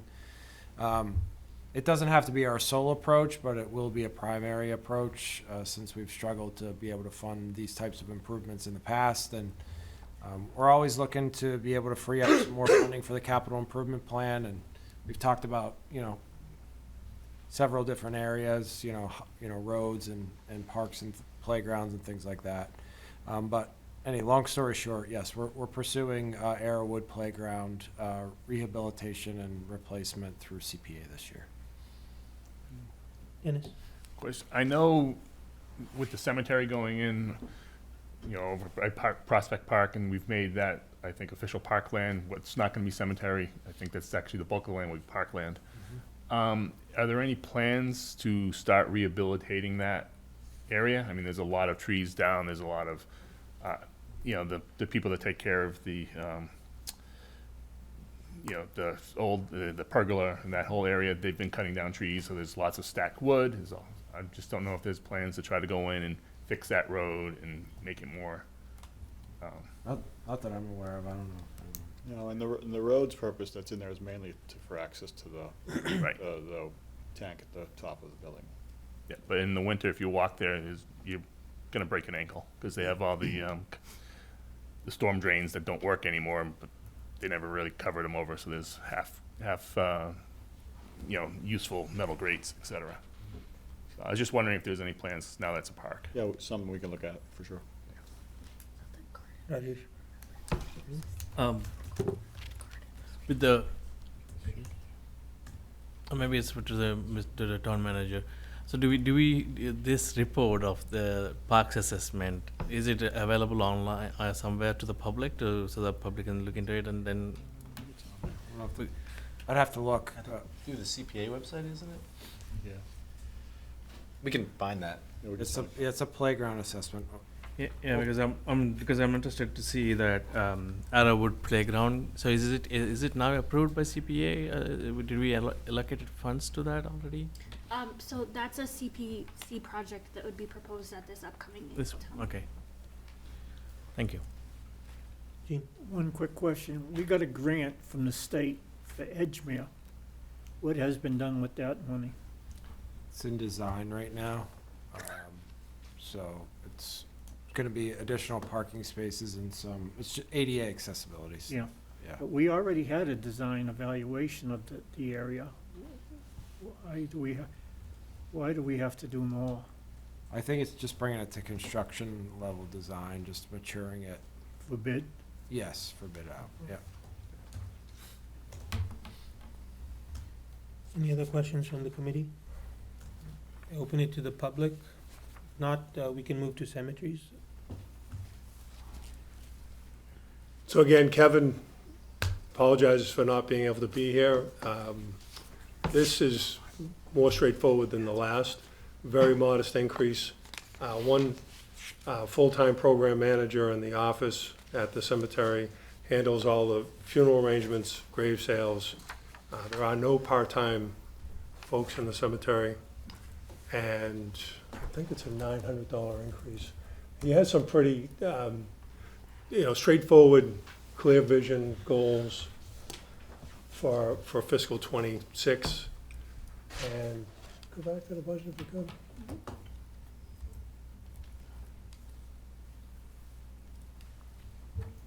Yeah, that's 9. So it's a minimal increase as well. Is that, yeah, that's sorry. The 95,000 is about mowing the lawns throughout the fiscal year. We just received bids back there. They were on par with what we expected. And there's a standard cut to be 3 inches if you needed to know that detail. David? So why are we contracting that out? It just, the growing season goes so quick, you don't have enough manpower to cut it, to keep it at a maintained manicured level. And I think that's been the historic, the contractor versus hiring people. But we do all the fields and everything around the town, Correct. but we don't do the cemetery. The cemetery's a lot of handwork with trimmers and stuff like that, and for $95,000, it's still cheaper to contract it out, because you need 5 or 6 people sweeping through on a weekly basis to be able to get done with it. And it's not even 95. I don't know. Yeah, it's just what's budgeted, it's lower. Dennis? The $50,000 question, when are they gonna actually start the cutting of the trees and the construction up at Prospect Park? I know it's close, but. Everything's marked and tagged out there, we talked about it yesterday, and we're gonna start having weekly meetings. I can't say it's gonna happen next week, but Next week, if Andy, you know scheduled better. for tree cutting? Yeah, I believe they've tagged all the trees now, just go walk around and confirm that we're taking the right trees down. Okay, so that's gonna happen over the next week, and then we can expect trucks, the parking lot will be closed, all that good stuff. Yep. Or bad stuff, depending. Yeah, we have some signage being built and installed to give public notice, and then we'll do some things through Taylor as well to get the public noticed on the closure of that. Yeah, but the park itself will be open if you go into the. Yeah, if you have other park places side. to park, but Yeah. it'd be difficult to get in that entrance. Yeah. Okay, thank you. Then when they do complete it, you'll have a lot of places to park, because there'll be a new parking lot. Then the park will get busy. And also, the playground assessment is online. Okay, thanks. It's on our website. Any other questions on cemetery from the committee? I open it to the public. Oh, sorry, I had one. Again, apologies if nobody knows the answer, but we're still, you can't prepay for cemetery. Do we have a date or a plan of when that will change? It'd be up to the Parks and Cemetery Commission, but I would say once we get the work that we're about to undertake this summer, we'll be in a position to begin selling plots again. So Okay. maybe next year at this time, 12 to 18 months. Okay, thank you. Any other questions? No, I open it to the public. No questions on the cemetery. Thank you so much, Mr. McCurney. We shall now go to public buildings. And this is me again, because Joe Sexton is under the weather, so I'm here for him. I will rely again on Alex and David to help me. Just for the highlights of the budget, this is obviously a $5.3 million budget, managing over 1 million square feet of space. The dollar amount is, increase over last year is $237,000.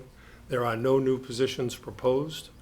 56% of that 237 increase is due to right sizing of the overtime line, union negotiated contract obligations, a new cleaning contract for the high school, and increased utility costs that we're anticipating both for natural gas and for electricity. So that's a summary of at least 56% of the 237. There are 25 staff. There's one division manager, which is Joe. There's 6 skilled maintenance staff and 14 custodial staff. I don't know which buildings have contracts except for the high school. If there's other ones, someone will have to fill me in. But it's actually 1,132,290 square feet of space that is under the control of the town to maintain.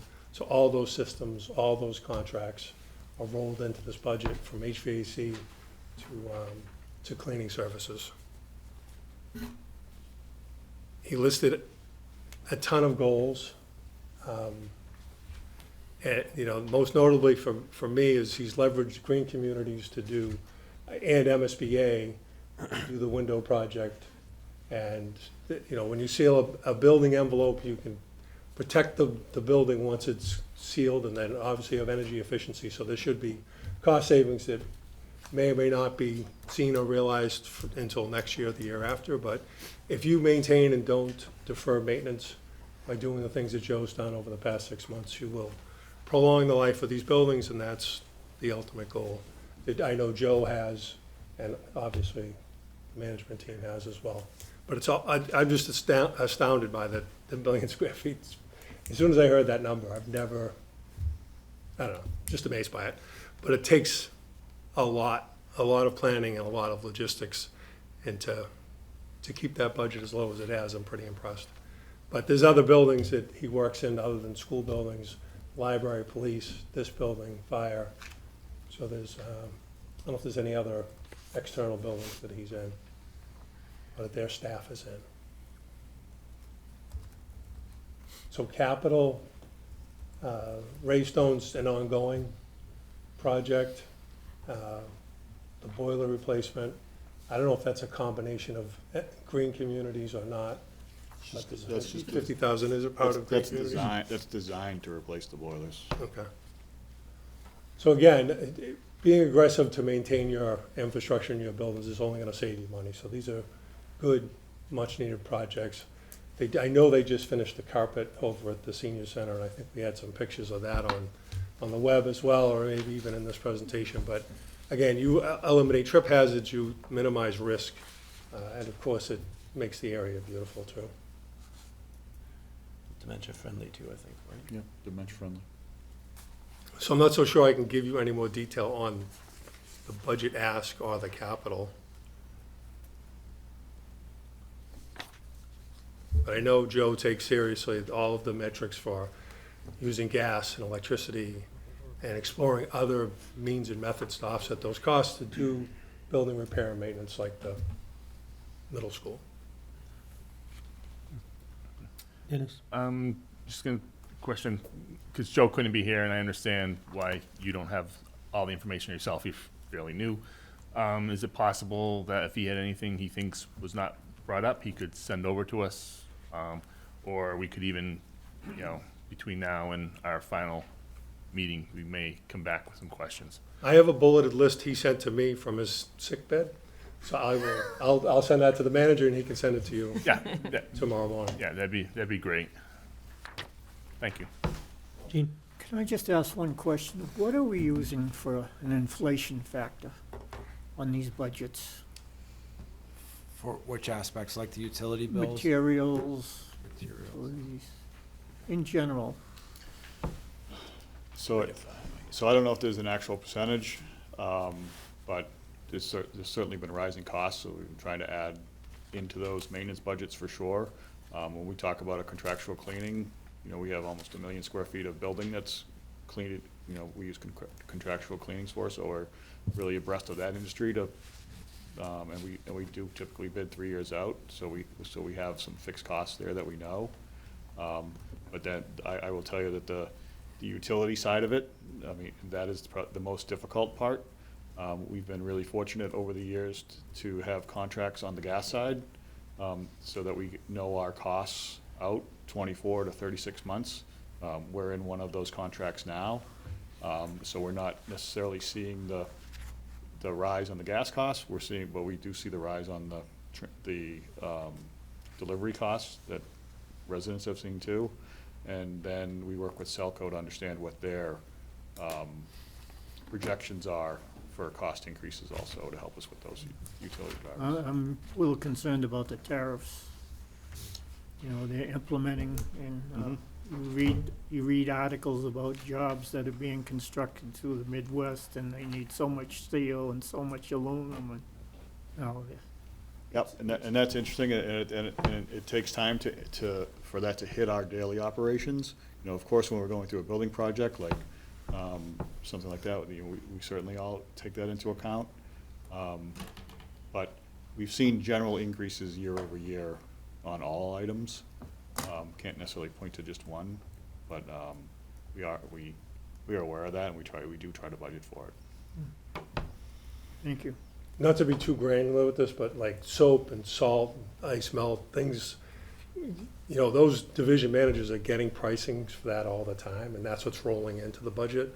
It doesn't answer the question entirely, but those are day-to-day ticket items that they have to estimate when they're creating the budget. So they're getting that information. If there's changes, you know, in 6 months to that contract, it'll be felt, and we'll have to have another discussion about how we modify or manage that. But they're getting prices for those items that they use daily. I know that they just instituted a new chemical disbursement system. I can't do a very good job explaining it, but it appropriates the right amount for the cleaning solution you're trying to get to fill a bottle, so there's less touching of an actual chemical. So again, pictures are worth 1,000 words. If I could show you the dispenser, it saves money and it saves time, and it provides safety for the staff. And that's just newly been implemented across the schools.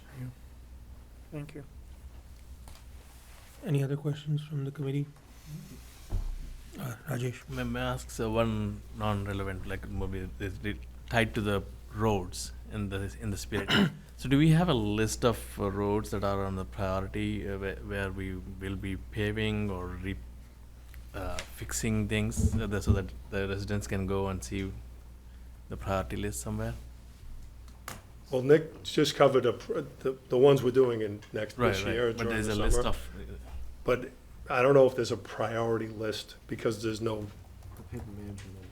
Yeah, well, there's that, but it won't, it'll tell you where their rank is, how bad they are, but then we need to ground truth to see how much is it traversed, are there traffic there, and then we make determinations of prioritizing those. So I don't know if that process has happened. I think Andy talked about the software that might drive that next piece. One other quick follow-up. So the application or the link that's shared with see something, say something, like potholes and all those things, did we see any response to that? Is it working or?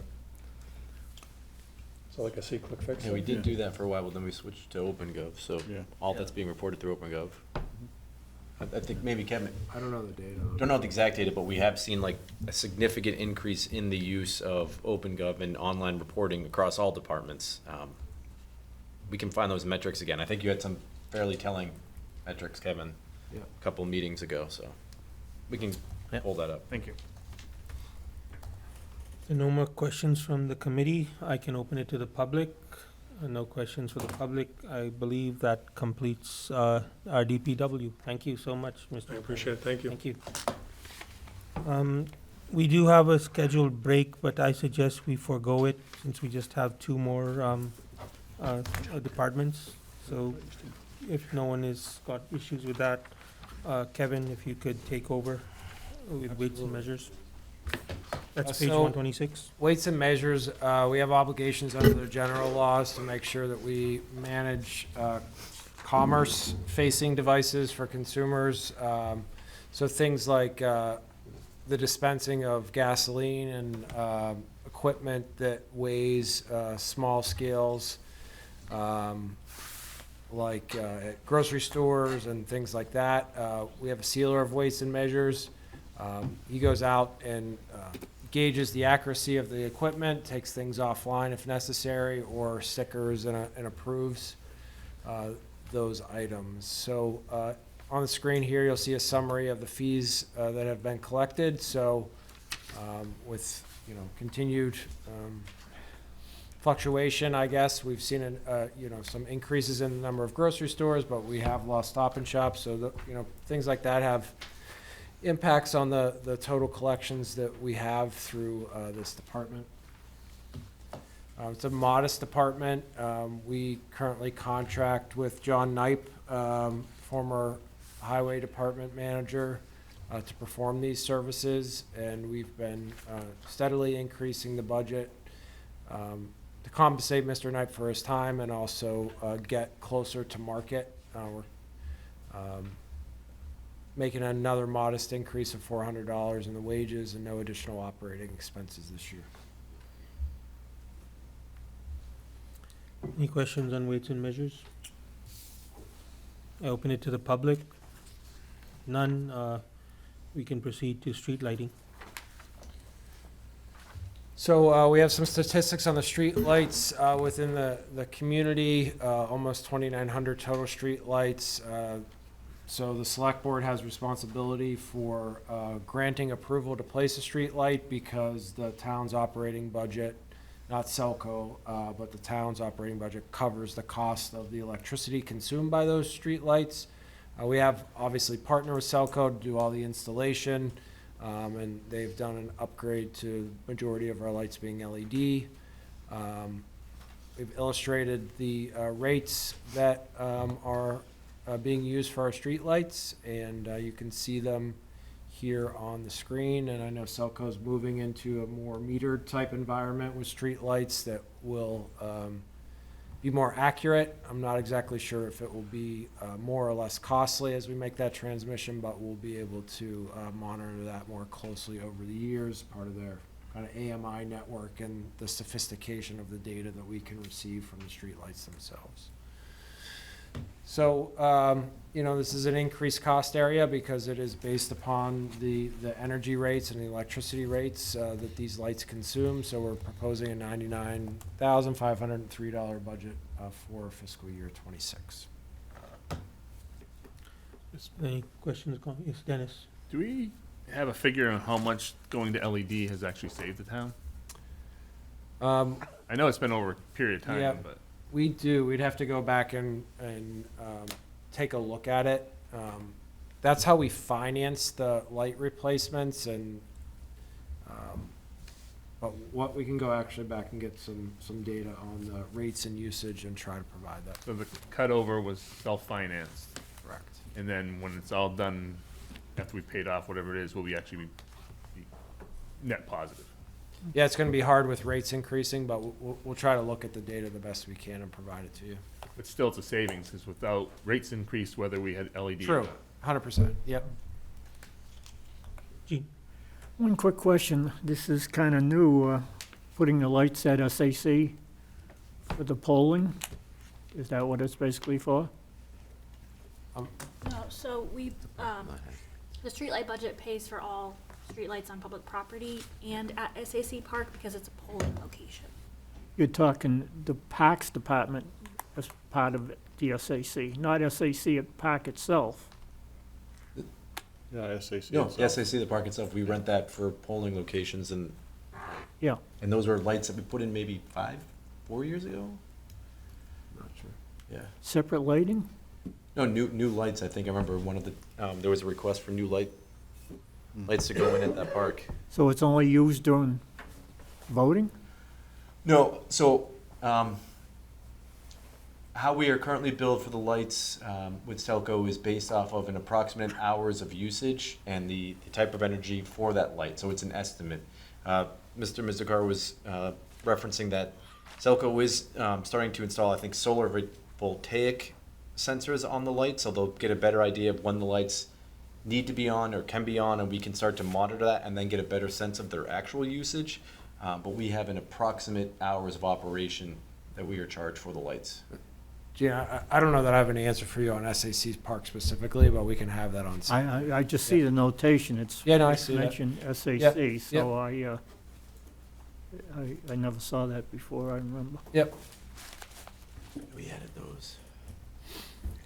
There are lights in that parking lot, I know. Yeah. Yeah, there are. They Any other questions or comments?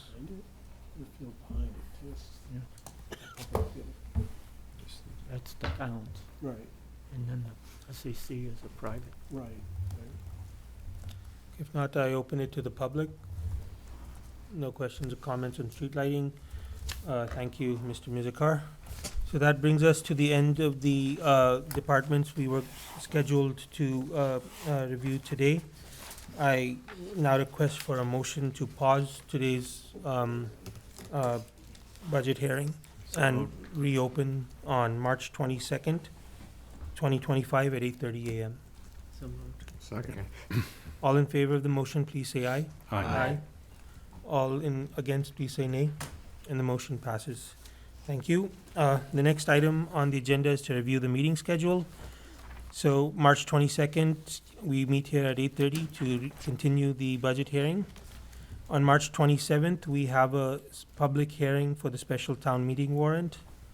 On April 10th, we have the public hearing for the annual town meeting warrant.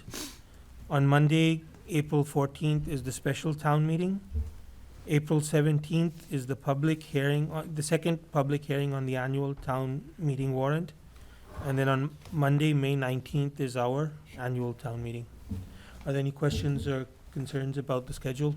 I was just gonna ask, do we know yet or will know at the next select board meeting about the special town meeting?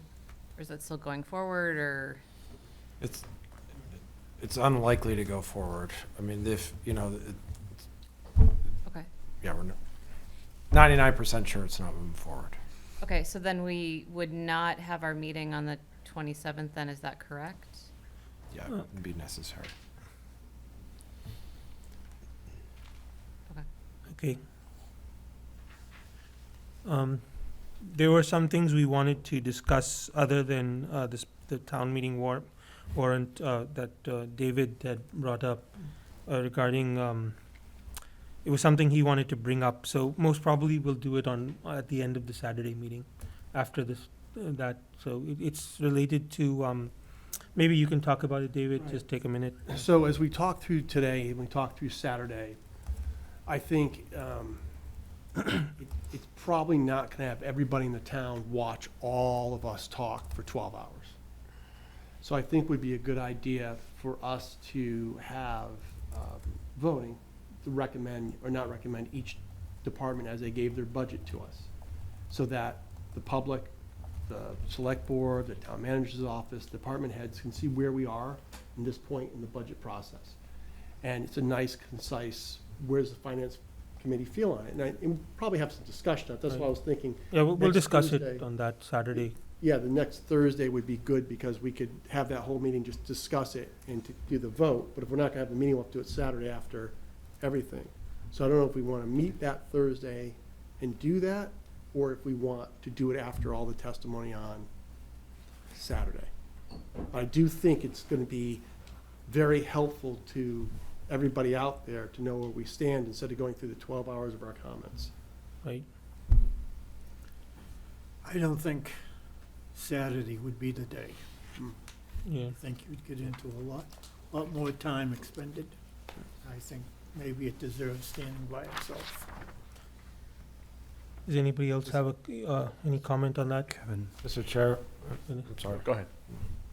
I would just remind the committee that normally we make changes to the budget. Right. Fiscal projection 2. So we would hope that you would reconsider voting on any departments that we need to make changes at.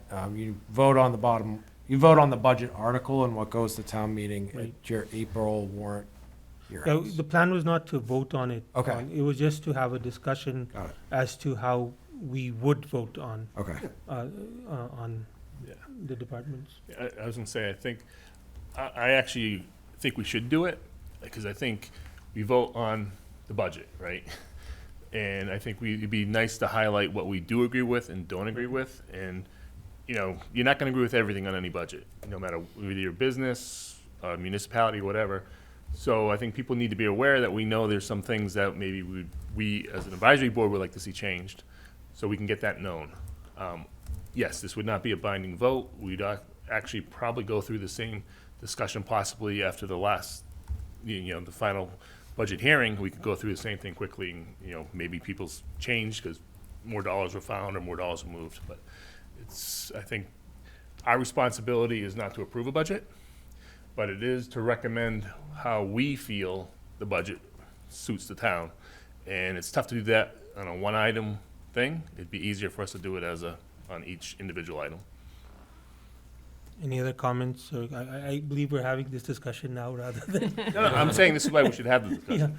Not, I'm okay if we just make a decision on this now and say that's the way we're gonna go, and we just close on it.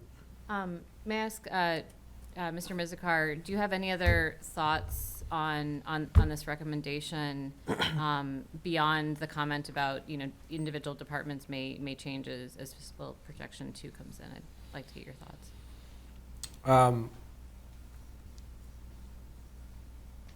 The only other thought that I would have is that if the finance committee recommends and presents a budget that is different than the town manager's budget, then that, you know, discussion would happen at town meeting, right? And that's fair and open, you know, just from a process standpoint, that's what would happen.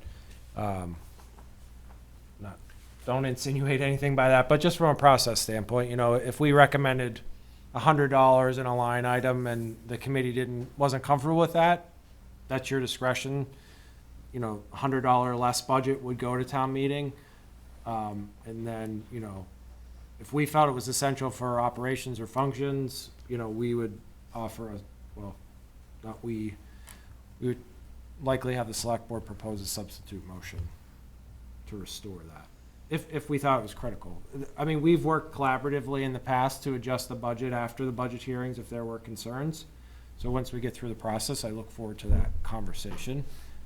I mean, that was a little bit of my flag, like before you decide to vote on individual budgets, like, can we go the whole way through the process and have the conversation?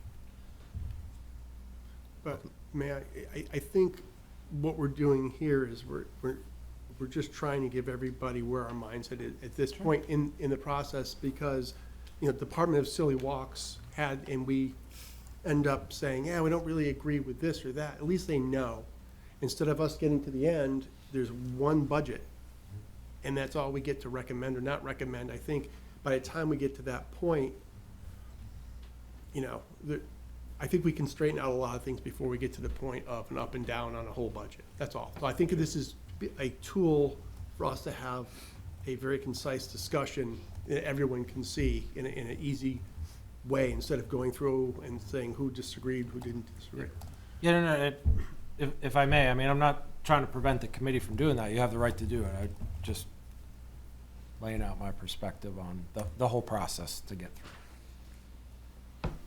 Yes, my only comment was, I really don't want to have another meeting on a Thursday to discuss this one and only topic, right? So. Second.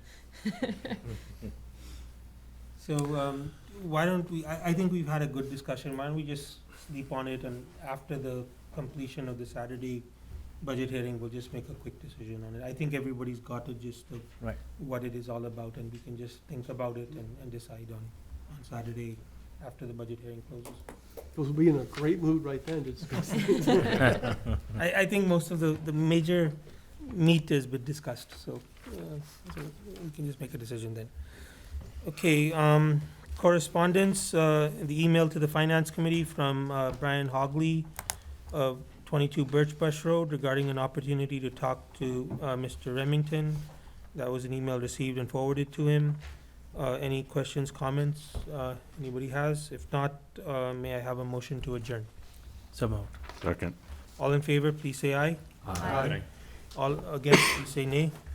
The motion passes. Thank you so much. Thank you.